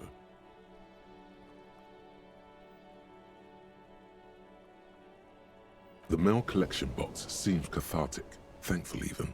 So do you. You shudder, then you swallow. And then suddenly, you see it. Over all the other graffitos, someone has, using the tip of a very sharp knife, cut the words, Révachol forever. Ok. Ah, on peut ramasser si j'ai un sac. Et bien sûr, j'ai pas de sac. Ouais. An old call box with a matrix of push buttons lists all the companies in the East Delta Commerce Center. This button looks new, but someone has removed... Huh. This button looks new. It's probably not connected yet. Je vais pas tous les faire quand même. Bon, ça on verra après. Ça marchera pas évidemment parce qu'il faut de trucs. Ah, ma pompe elle est là. Mais ma pompe elle est dehors. Ok, c'est vrai qu'on a ces deux là qu'on n'a pas fait.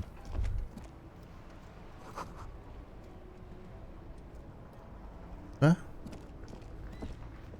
Oh putain, j'aurais pu en acheter. J'aurais pu... Oh là là. On va éviter d'en acheter. Quel putain. Je suis un jappeur. Feel like a traveler from another planet. Hey there. It's the jam, my man. It's a traffic jam for the ages. Harbor gates up the street are shut tight. No explanation given. Workers on strike, scabs agitating, an all-around clusterfuck. Meanwhile, we're all stuck here in long-haul limbo for days upon days upon days.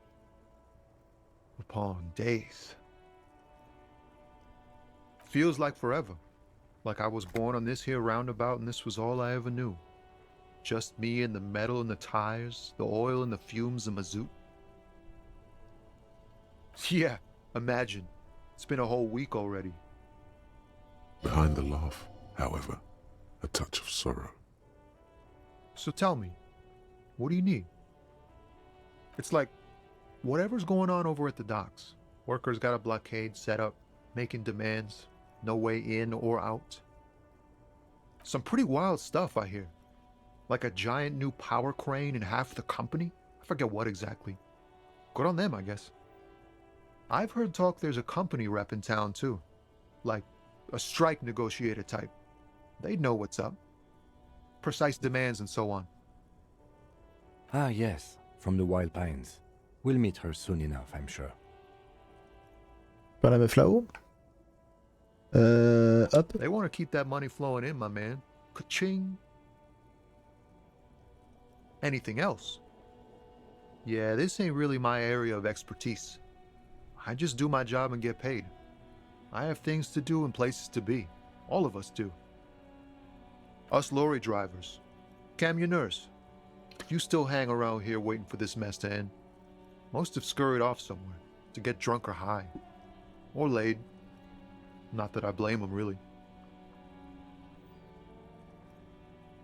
Not my thing. Chasing transient pleasures is a drag these days. I prefer the examined life now. Thinking, reflecting, observing. What's better than chasing transient pleasures? The more transient, the better. When one's ended, you can get onto the next one. He ain't one of us drivers. I know that. All accounted for. Otherwise, I haven't really asked about that. Been wasting time right here. Keep him busy.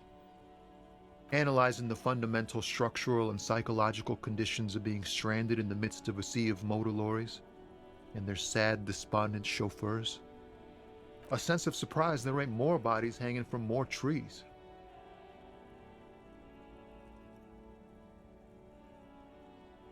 Oh, high-grade narcotics, illegal firearms, stuff like that. Time to arrest him.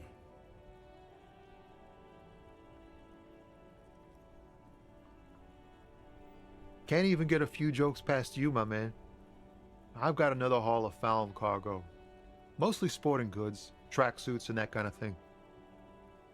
They usually get shipped to Grad in the Occident, though we've been making headway in the Ilmaran market lately. We're pals and all, but I can't just freely hand out the merchandise. The bosses won't be happy. There's no denying it. Your body needs to feel the touch of some good performance wear. Not unless they've illegalized sports equipment while I was on the road. This rockin' beauty. Sure is, like a rash you can't get rid of. You interested in heavy-duty cargo machinery? Neat. For carrying large quantities of cargo a long distance. These found tracksuits need to find their way to the kids way out in Wamrau and Loran Bird somehow. There it is again. A little touch of sadness beneath his cool. He thinks he's spent too long in this lorry. The man taps his fingers rhythmically against his arm. Oh. In his eyes, an unfamiliar longing. Flecks of brown and gold. It's hard to say. His gaze wanders southwest, down the street that goes beyond the horizon. The road continues for miles, flowing together with other roads, turning into causeways or bridges, ending suddenly in dead ends, or ramping up or down highways. It forms a crisscross pattern across the land. Above the Jamrock Quarter, in the form of a raised motorway, and then the never-ending sprawl of Forburg, high above buildings, new and old, the air filled with the rumble of motor engines. To the old south, to the farthest outskirts of Revachol, through the checkered fields of farmland, upstream to the river Esperance, past Montmartin, the border approaches. You cannot see. It's out of the city. Up ahead, the mist blocks all sight. A gale blows across your cheeks. It is cold. Before you stands a tall lorry driver with sad eyes. Excuse me?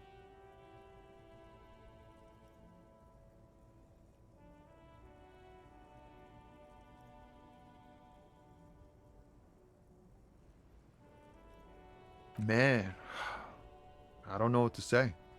Not much anyone can do. There's no helping in absence, you know. I miss my family. They're all I have. My wife, second kid on the way, waiting all the way in Diora. And here I am stuck in this shit, so far from home. Diora of the Seven Seas. It's on the other end of Le Caillou, pretty much, on another island called Laurentide, off mainland. We've got a little place there. Can almost hear my kid laugh when it snows. What's it like? Good. And bad. An ache that brings you joy. I think of them a lot. I dream up these silly scenarios in great detail of living with them. It comforts me. What about you, Cop Man? You missing someone? Is that what it is? This feeling?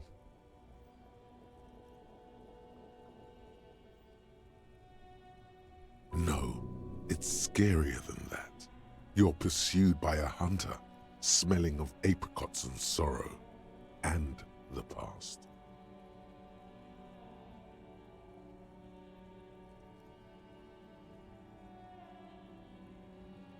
You lost your gun.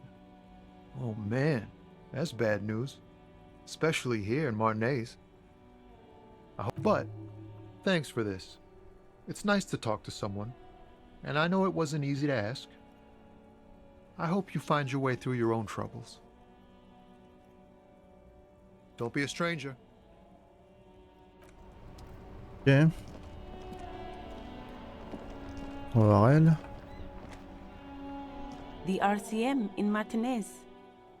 What can I help you with? We don't see a lot of police around here, that's all.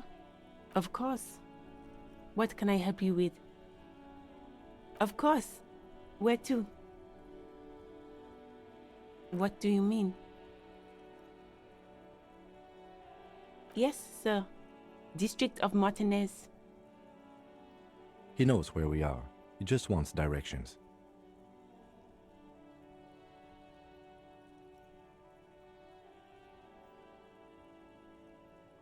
There's the pier, the Cape Side apartment building, the harbor gates, some shop just... Rows of stalls under a broad roof, where silvery fish were heaped on newspapers. Water, water everywhere, pouring from the heavens in the shadow of the old church. I don't know. The abandoned kind? It used to gather every spring, but there's nothing to do there now. Just drug addicts. It's just water. In the west is the miracle. No problem. Excuse me? She's uncomfortable. Maybe you should drop this line of questioning. Oh. Well, I didn't write it there. I'm just sitting here.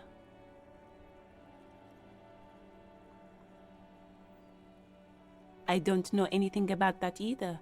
Pig is a widely used term for members of the police. It's not loving. Even if she didn't write it, she should clean it. Okay. She's probably not gonna do it. Of course. I won't hold you back. Her gloves. You get the feeling that you need them. You have a dead body to deal with after all. Sure, keep them. I have another pair. Okay. Some kind of superstar. Superstar. Ok, bonus. Croisade logique. Le seuil d'apprentissage page à 6. On passe à 6. Je perds un de logique. Waouh, c'est une dinguerie.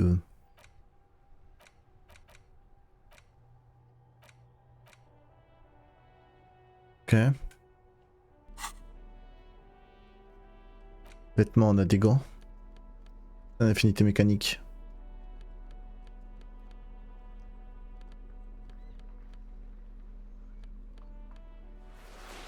Ok. Ah non, mince.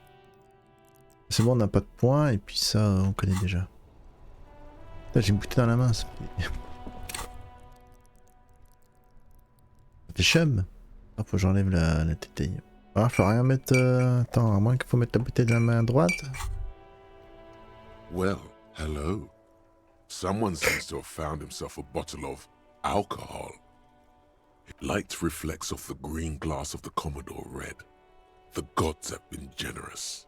Better pop it open before they change their minds. Wow, the gods of mass production have made this alcohol container laughably easy to open. A child could have done it. There's a satisfying pop as the cork jumps out, and the hair on your back rises like an army at attention. You've been here before. Welcome back, detective. You're home now. You see a flash of teeth, a young woman smiling at you near some railway overpass in your ruined past. She is gorgeous, and she is yours. A golden sun melts down your throat, its rays filling your nostrils with sunshine. Your stomach melts from it into a happy, gooey mess. So does your mind. All the bad things are melting. You're you again. A real cop. A real detective. Incredibly well done. In the bottom right corner of the screen, there's an alcohol button. Alcohol... From the void we came.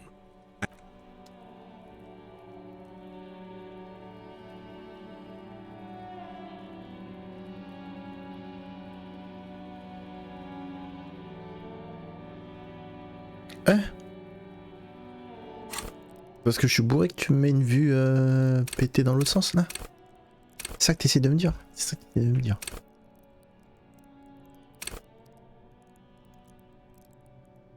Charmez les hommes comme les femmes et amusez-vous à tirer les ficelles. Ça j'aime bien, ça on va prendre. Oh, mais c'est quoi ce... Ah ouais, c'est parce que je suis rebou. C'est parce que je suis rebou. Je suis rebou. Je suis rebou. Question qui tue à 5 €.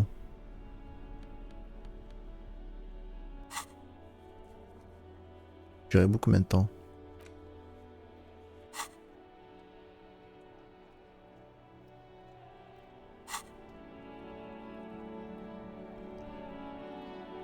Non, parce que bon...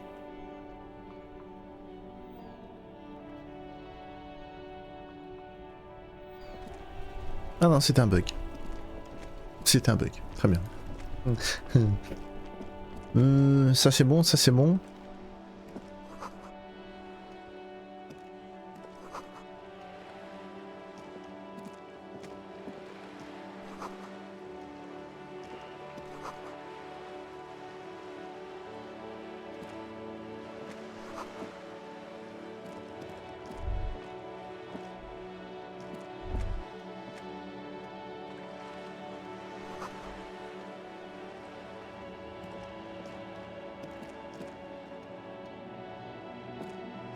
Hello, sir.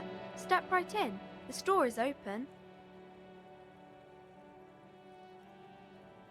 Are you interested in a new and exciting book? It's a bookstore, sir. We sell books, postcards, and some board games. It's called Crime, Romance, and Biographies of Famous People.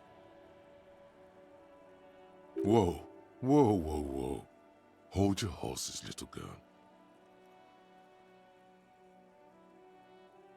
You're fooling nobody. Sir, are you okay? You've been standing here silently for a while now. Okay, sir. I'll try to answer any questions you have. I hope they're about books. My name is Annette, sir. My mum, her name is Plaisance. She owns the store. She's inside minding the register or organising the stock. Feel free to step in and browse our wares. I'm signalling that the store is open. Otherwise people might not know. They'd miss out on the crime, romance and biographies of famous people. A sudden gush of wind turns the pages of the books on the counters. She covers her face, smiling. But she's cold. Kind of you to offer, sir. What could you do to help her anyway?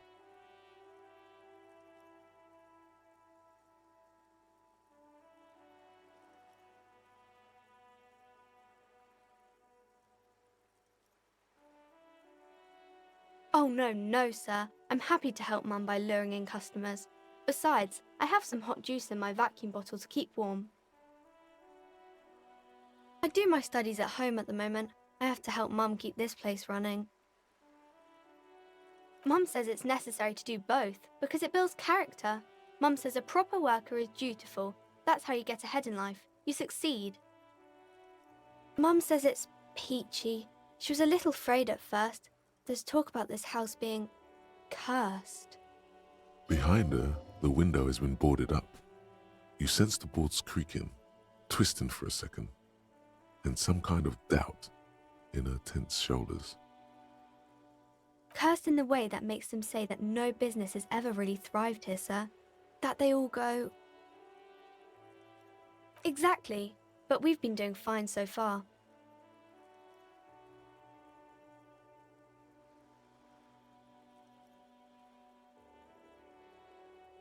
We can go into the bookstore and ask about the case, but I don't see much more to look into here.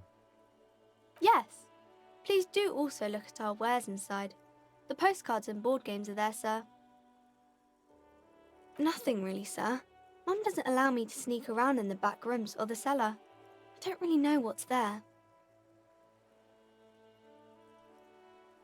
It does not manifest itself in any way. It does not exist.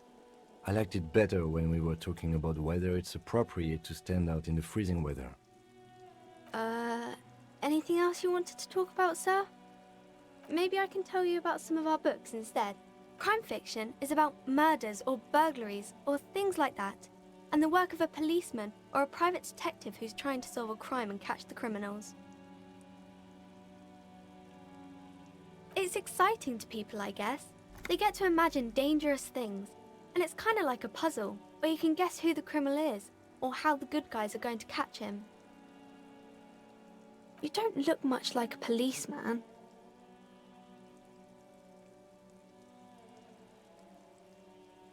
Didn't mean to offend, sir. Sorry, sir.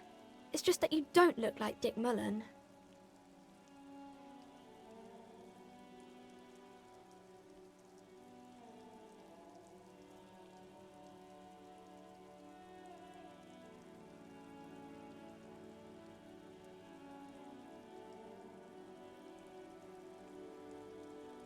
Head, yes. No, it's your soul. Your blue soul. No, your resilience.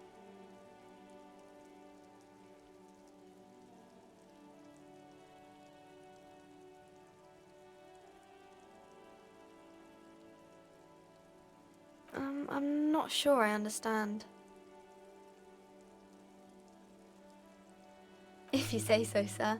He's just a fictional character. He's no match for your soul. Maybe you can show me some real police work, sir. Like in the books. It's the type of book where there's a rich lady and she has to choose between the good man and the bad man. Batman. Or there could be a story about a poor lady getting a rich man. It's about man and lady business, sir. That's really not a proper romance story. That's more like everyday life.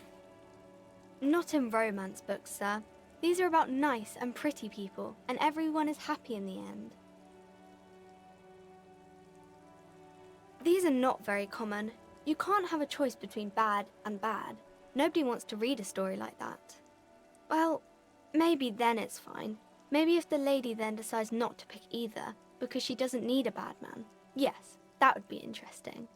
It happens, but usually the guy gets rich in the process, or should actually be rich himself, but has lost his family property unjustly, like during the revolution or something. Those are unhappy books, for most of the pages. People sad about what they have lost, but then it all turns out just fine in the end. I haven't read many of those. Maybe you should ask Mum. I don't think it's a romance story if the main characters break up, though.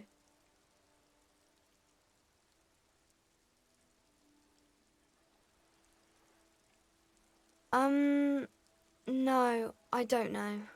You can take this. Blossom like a pain flower. The girl is at a loss for words. She shifts and sways on her feet, looking confused and uncomfortable. I'm sorry, sir. I don't know how to help you. Sir, sorry, sir. I'm still little. It's time to leave it be. You're about to make a child cry.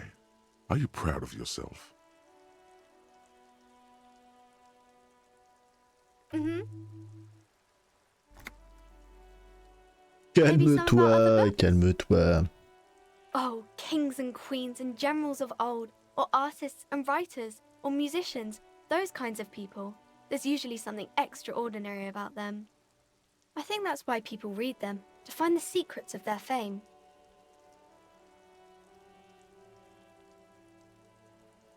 I don't know about that, but I imagine life is great when you're famous. They're all dogs.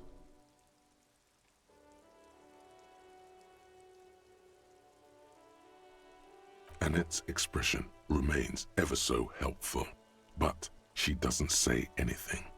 Isn't that kind of a childish thing for a grown-up to say?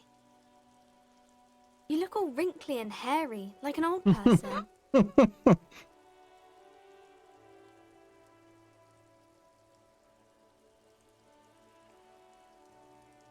I wonder how I'll be when I get old.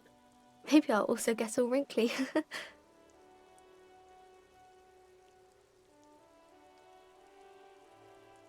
No, sir, I can't. It would be too tiring to refrain from it. It's already tiring enough to remember to say it all the time. It's nice of you to say I could stop, though.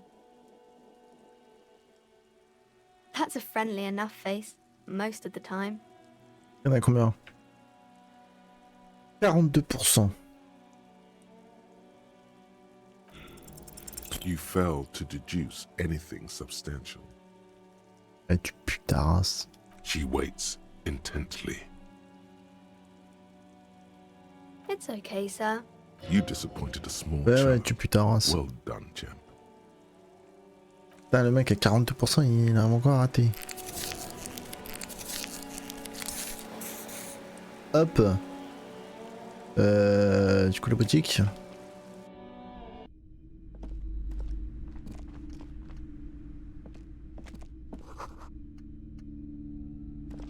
The display rack is brimming with worn paperbacks featuring an extremely muscular, sword-wielding barbarian on the cover. Nearly all the titles contain the word Hyundai somewhere. This is entirely, completely you. You have found the right books. Oh, Man from Hyundai. A very popular series of adventure novels. They're awfully immoral and violent books. Blood and violence, scantily clad women, epic narratives, all those mystical things he encounters. They're bound to grab those with little imagination and nothing to do. What does it matter? They're all the same. However, the customer is always right, they say. If you're a novice of the series, I'd recommend Hyundalaman, the Man from Hyundal. It's supposed to be a good introduction to the series. Rows and rows of Hyundalamen blur your vision. You make out some titles. Man from Hyundal and the Mammoth Riders. Man from Hyundal, Return to Hyundal. And the solipsistic Man from Hyundal and the Hyundal Man. Maybe 100? Man from Hyundal, those snow crabs are worse than they sound. Not even close. Man from Hyundal in hell. Man from Hyundal and the forest of slaves. Man from Hyundal, a twinge at the back of your head makes you flinch. Your eye starts twitching. Your hand reaches toward s'approche d'un livre dans la couverture glossy chatoyante. cover of the very muscular Man from Hyundal in chains, kneeling in front of a staircase leading to a throne. A woman sits on the throne, leering at the man. She's laughing at him, belittling him. Between the throne and the Hyundala man lies a bonfire, casting shadows on the wall. The shadow of the woman's headdress looks like a pair of devil horns. The title reads, Man from Hyundal and the Devil Woman. Especially those leering types who seem to wear nothing but an armored bikini. There's also some sort of a snake lizard beast slithering around her abdomen, chest, shoulder region. The display rack before you is burdened under piles of Man from Hyundal novels.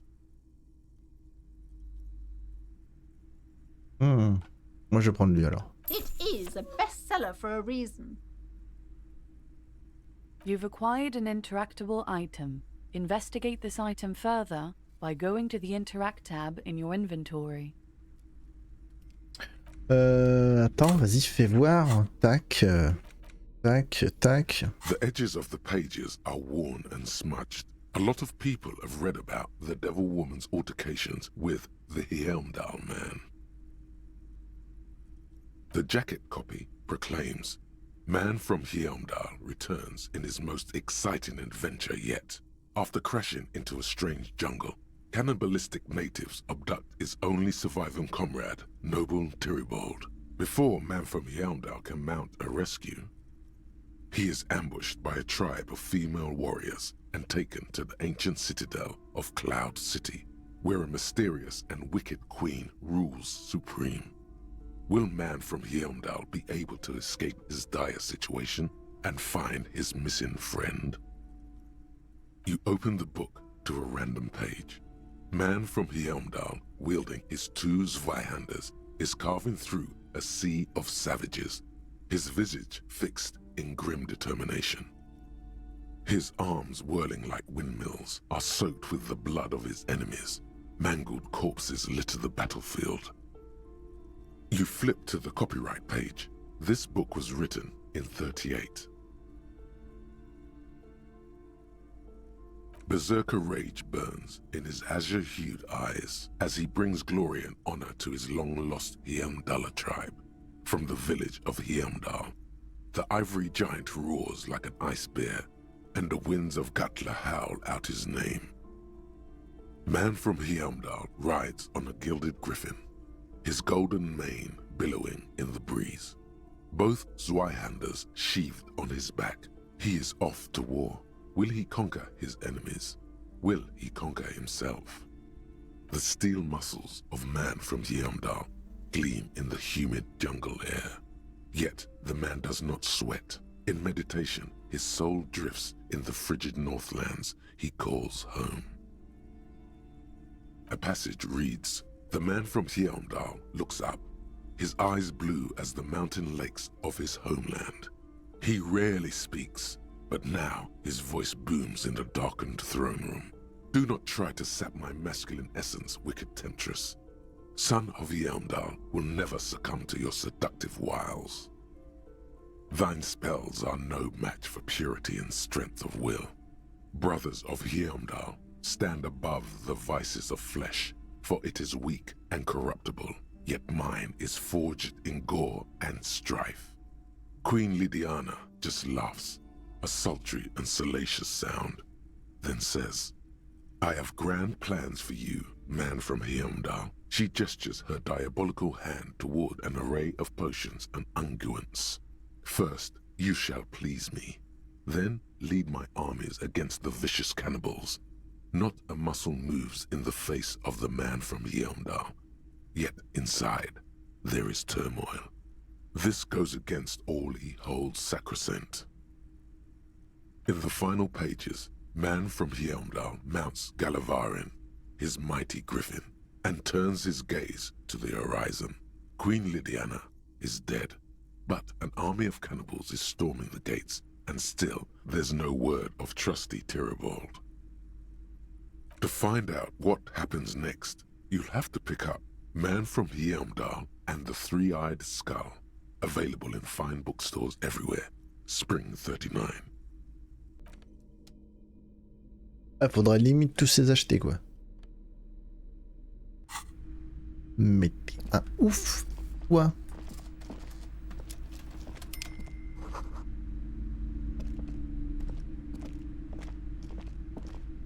A small mountain of colorful board game boxes.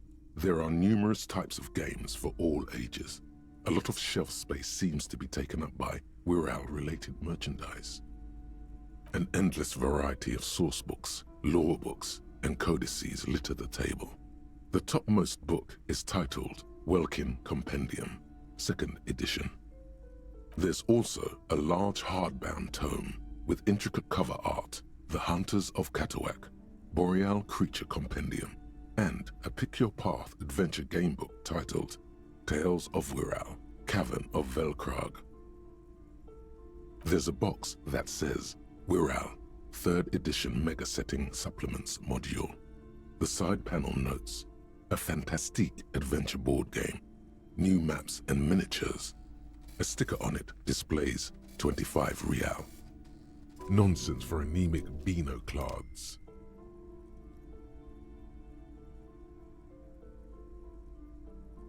Wonderful board games, sir. The Viticulturist is a classic for sure, or perhaps you'd like Archipelagos of Insulinda, a very educational game for those interested in geography.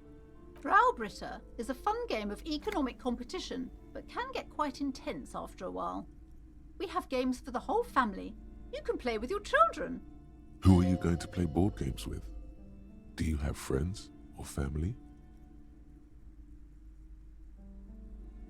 Are you actually friends, or just colleagues thrown together by circumstance?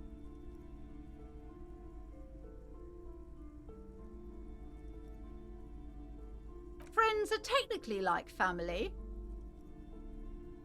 For playing with friends, I'd recommend Suzerainty.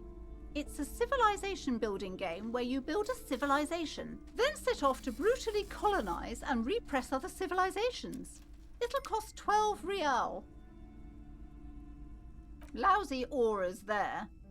No, role-playing games are popular among those types. You know, who are into those kind of things. Personally, I don't like it. Not at all. I've heard they turn people into occult enthusiasts. That they have rituals where they try to summon entities. Highly immoral stuff. You can still buy them, though. Ok.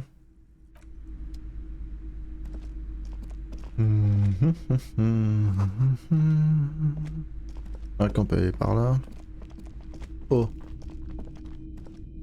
You see a set of tattered curtains blocking the way to another room. A strange cage-like trinket dangles from the curtains. Excuse me, officer. The back room is strictly for employees only. Nothing. Now please go back to browsing the books. Don't you feel compelled to look at the books? The books are all you care about. Oddly enough, the more she tries to draw you away from the curtains, the more alluring they become. You see some kind of charm, an irregular polyhedron assembled from bones, sticks, and straw. Inside, a disturbing fish head with empty eye sockets stares at you. Aside from poking at it suspiciously, there is nothing else to do with the fish head charm at this time. The curtains remain shut before you. C'est quoi pour l'instant, on va rien faire.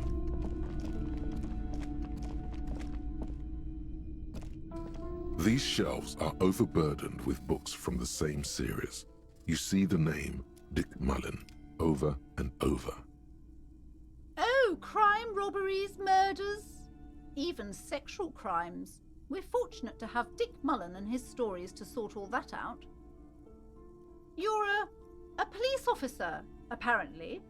You should buy all of these. They really do teach a person how to be a proper detective. Crime fiction is a disgrace. An asinine misrepresentation of the physical attributes of the arduous everyday work of actual police officers. These books greatly overstate the excitement of police work, glossing over how long it takes to actually follow up on leads and eliminate dead ends.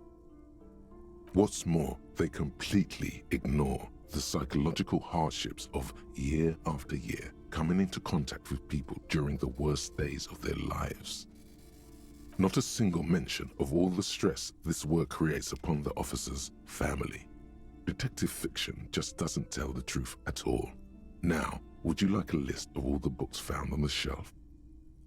You see Dick Mullen on the job. Get me Mullen, a killing is declared. Dick Mullen in the murder house. The final owner turns out he faked it to solve a case.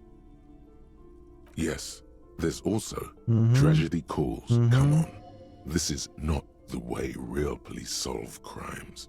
The real police are some 20 kilometers away, sitting in an armored motor carriage.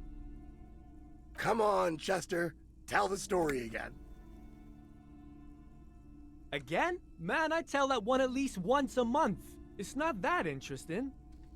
The fuck it is. And these guys haven't heard it. You see, Chester here.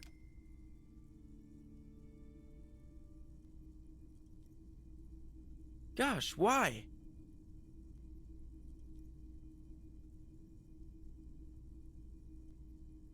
A very fucking dangerous case, ain't that right, Chester? They almost got you that time. Yeah, sure came close. Alright, so I was tailing this guy called Francis the Shoe.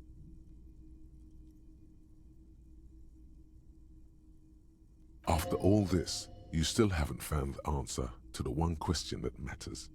Who is Dick Mullen? Oh, attention. Your attempt to grasp at the answer fails. It seems very close by, pulsating just out of reach. Il me déçoit beaucoup. Mais il y en a encore combien? Ouais, encore pas mal, hein.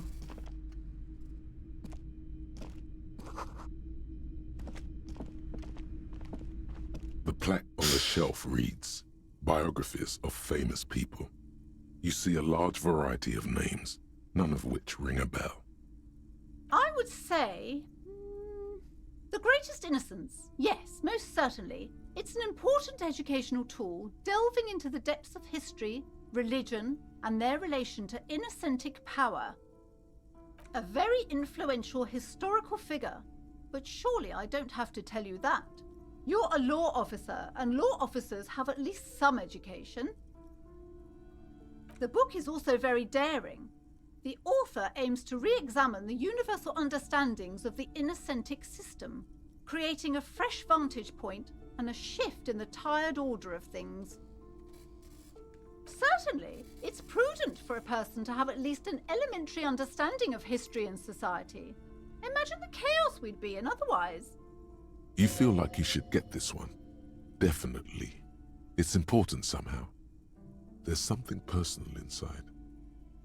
Browsing through all the books with all their names, suddenly, a particularly odd title catches your eye. High Speed Love chronicles the romance between two of the finest tip-top tourney racers in history. One of them is the madcap driver, Jacob Irv. His blonde mane graces the cover. Next to Irv's life story, you see a slim biography of an Occidental rock star called the Anti-Star. He's famous for shooting morphine into one of his eyeballs and cocaine into the other. Next to that, Rivasholian radio personality Guillaume Bevy stands in front of a run-down drug den. He's a permanent fixture on Channel 8, reporting on real-life crime and ruining cops' days. I really must insist you buy one of the books. Reading them is not for free. Do still browse though, but not too long. She understands she has erred against the customer and immediately corrects course. I'm sorry, I did not mean to rush you. You are browsing. Go ahead. Take your time. Time is commerce. 4 €. Allez. A true cultural touchstone. Several maps have been attached to a bulletin board hidden inside the alcove. They're held up by small pins. The board has come loose from one corner. The maps look old and faded. Your eye catches a map of Insulinda, a map of Revachol, and a map of Martinaise. This large map displays archipelagos. You see a constellation of small dots on the light blue emptiness of the Insulindic Ocean. The largest in the northeast is La Caillou. You are here. Another far away in the southwest, Seminese Islands, Ile de Fantôme, Ozon, Laurentide, Fas à la Mer, Archipelagos, North Arcade Islands, all just specks of dust on the vastness of the Insulindic. On the edges of the map, the color fades into a blur of dotted lines, black and white. In the northeast, a dust mite stands on the north coast of Caillou, in a bookstore. It's you. Radiating outwards from you, the suzerain Revachol. With a radius of 80 kilometers, still, the crown jewel of this Isola would be barely visible. You can, on Caillou, Revachol, a single black star, on Ozon, Fondelier, and Vilmandu, on archipelagos, Croyan Moran, Villiers, on Seminine, Olduvai, and on Laurentide, Deora of the Seven Seas. Lost little pearls of light, tiny fires in the dark. The ocean breaks apart into a tangle of cosines and azimuths, all pointing into pale nothingness. Windy is the north azimuth. Grad is the northeast azimuth. Samara is the east azimuth. Seo is the west azimuth. Isolas, they're called. Connections to other worlds, words past the Insulindian, unknown to you. You only know you've never been there. You have little idea what they are. Distant stars, gods, but looking at them makes you feel almost non-existent. Whatever they are, the Isolas are immeasurably large compared to you, and very, very far away. Perhaps they are gods, gods of distance and outer dust. The north coast of a verdant island is shattered by the delta of a river. It is the River Esperance. Countless bridges put the shards back together, connecting city blocks to river islands. La Delta says a great artificial heart in the center, teeming with life forms and construction. To the east, rolling hillsides, Le Jardin, Stella Marie, the suburbs of Saint-Baptiste, swallowed up into the megacity. They sound rich to you. This is Revachol East. Hudon, it's somewhere to live, not bad. Then there's Jamrock. It's bad. People shouldn't live there, but they do. Then Forburg. It's almost as bad, and much larger. Then Coal City. It's the worst. It's so small you can't even see it on the map. No, wait. There it is, north of Jamrock, the strip of coast next to the Greater Revachol Industrial Harbour. It looks downright despondent. It's almost Coal City, to be honest. No, Coal City is worse. A charred limb. Rain falls on its slick black streets. And then there's the burnt-out quarter in the heart of Jamrock. Is it cold in this bookstore? Or is it just you? No, this is somewhere to be. This is all you have. But it's still something. Streets and sodium lights, the sky, the world. You're still alive. It's not really a map. It's a tourist thing. A picture postcard with buildings on it, drawn from an isometric perspective. A date in the upper right corner says 48. Still, it's detailed. Could be pretty useful for scouting ahead. You see the jagged boxes of an industrial harbour, even the whirling in rags there. I'm sorry, officer. The map of Martinez is the only one available. The other two are not for sale anymore. And besides, you could scarcely afford them. They're quite valuable, though they might not look it. The map of Martinez is 90 cents, though. That old thing? It's an out-of-date map of a tourist location that never was nor came to be. From when some design studio people tried to spruce the place up 4 or 5 years ago. They also renovated the horse statue, set up those coin-operated viewers, and designed the new street lamps. They didn't get that far, for some reason. A shame the project never got going. Would be nice if someone fixed Martinez up. All these ruins are bad for business.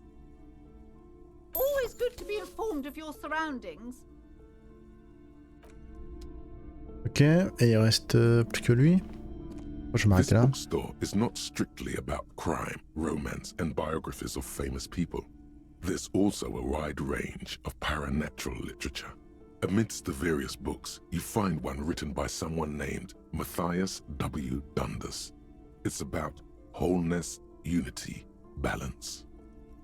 The point of the book, and many others on this shelf, is to give people medicinal advice in situations where they don't have access to paid health services.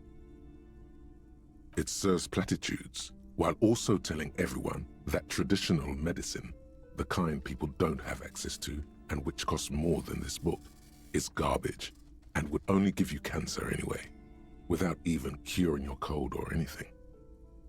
Wholeness, unity, balance, on the other hand, can basically take care of anything. Though it is important to note, when it's up to your mind to heal yourself, then it's because of your mind that you're ill in the first place. The book features chapters on topics such as how to find magnesium. It even lists plants you can harvest magnesium from. How to continue drinking if you're an alcoholic who has destroyed his liver. And there's even a chapter on the ancient Seraïs tradition of using duck gallbladder preservatives to treat and prevent sexually transmitted diseases. Pre and post factum apply. Nothing worth buying. This is just mundane garbage. What's even paranatural about this? Ouh.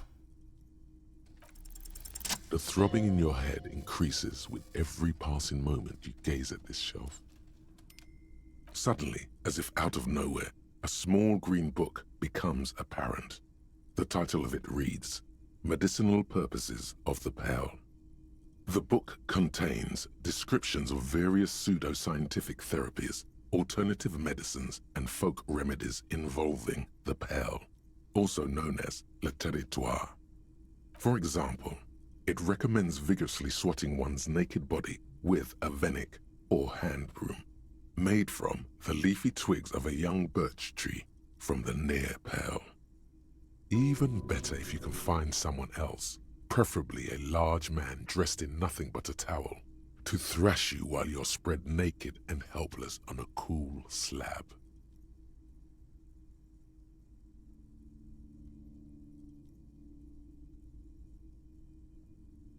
It is, and good for the circulation too.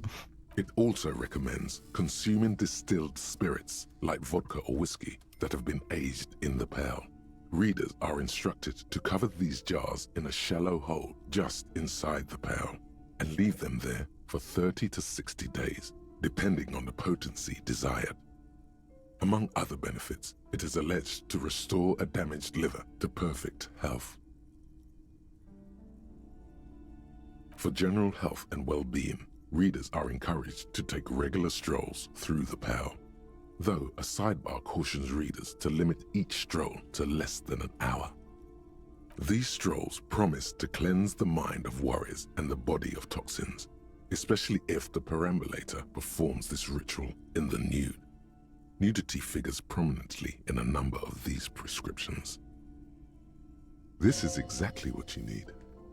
I don't know. I don't want to be the party pooper, but this pearl territory sounds sort of dangerous. Maybe you shouldn't walk in it naked. There's an entire section devoted to cures for men who are struggling to perform their marital obligations. Amidst the various books, you find one. The point of the book and many various paranatural books still litter the shelf. €4,20. Indeed. Something about that book does seem to have spoken to you. Well, I hope it contains what you're looking for. Sir, I can't have you end up like... Ok. Bon, on va s'arrêter là. Pas mal, c'est pas mal.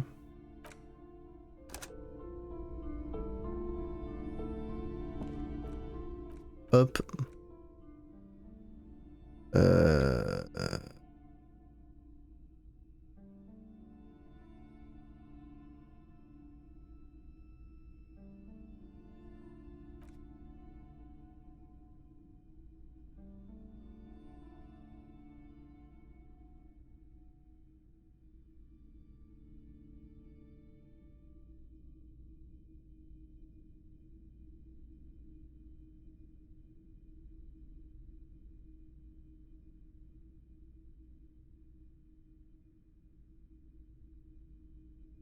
Ok.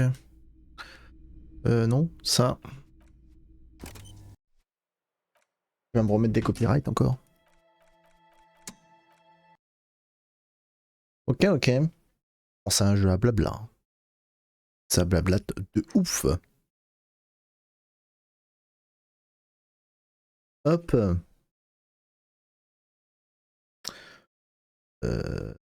Ça, on ferme.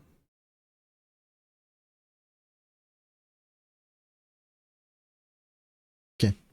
Bon, sur ce les gens, je vous dis bonne fin de soirée, bonne nuit et à la prochaine. Bye bye.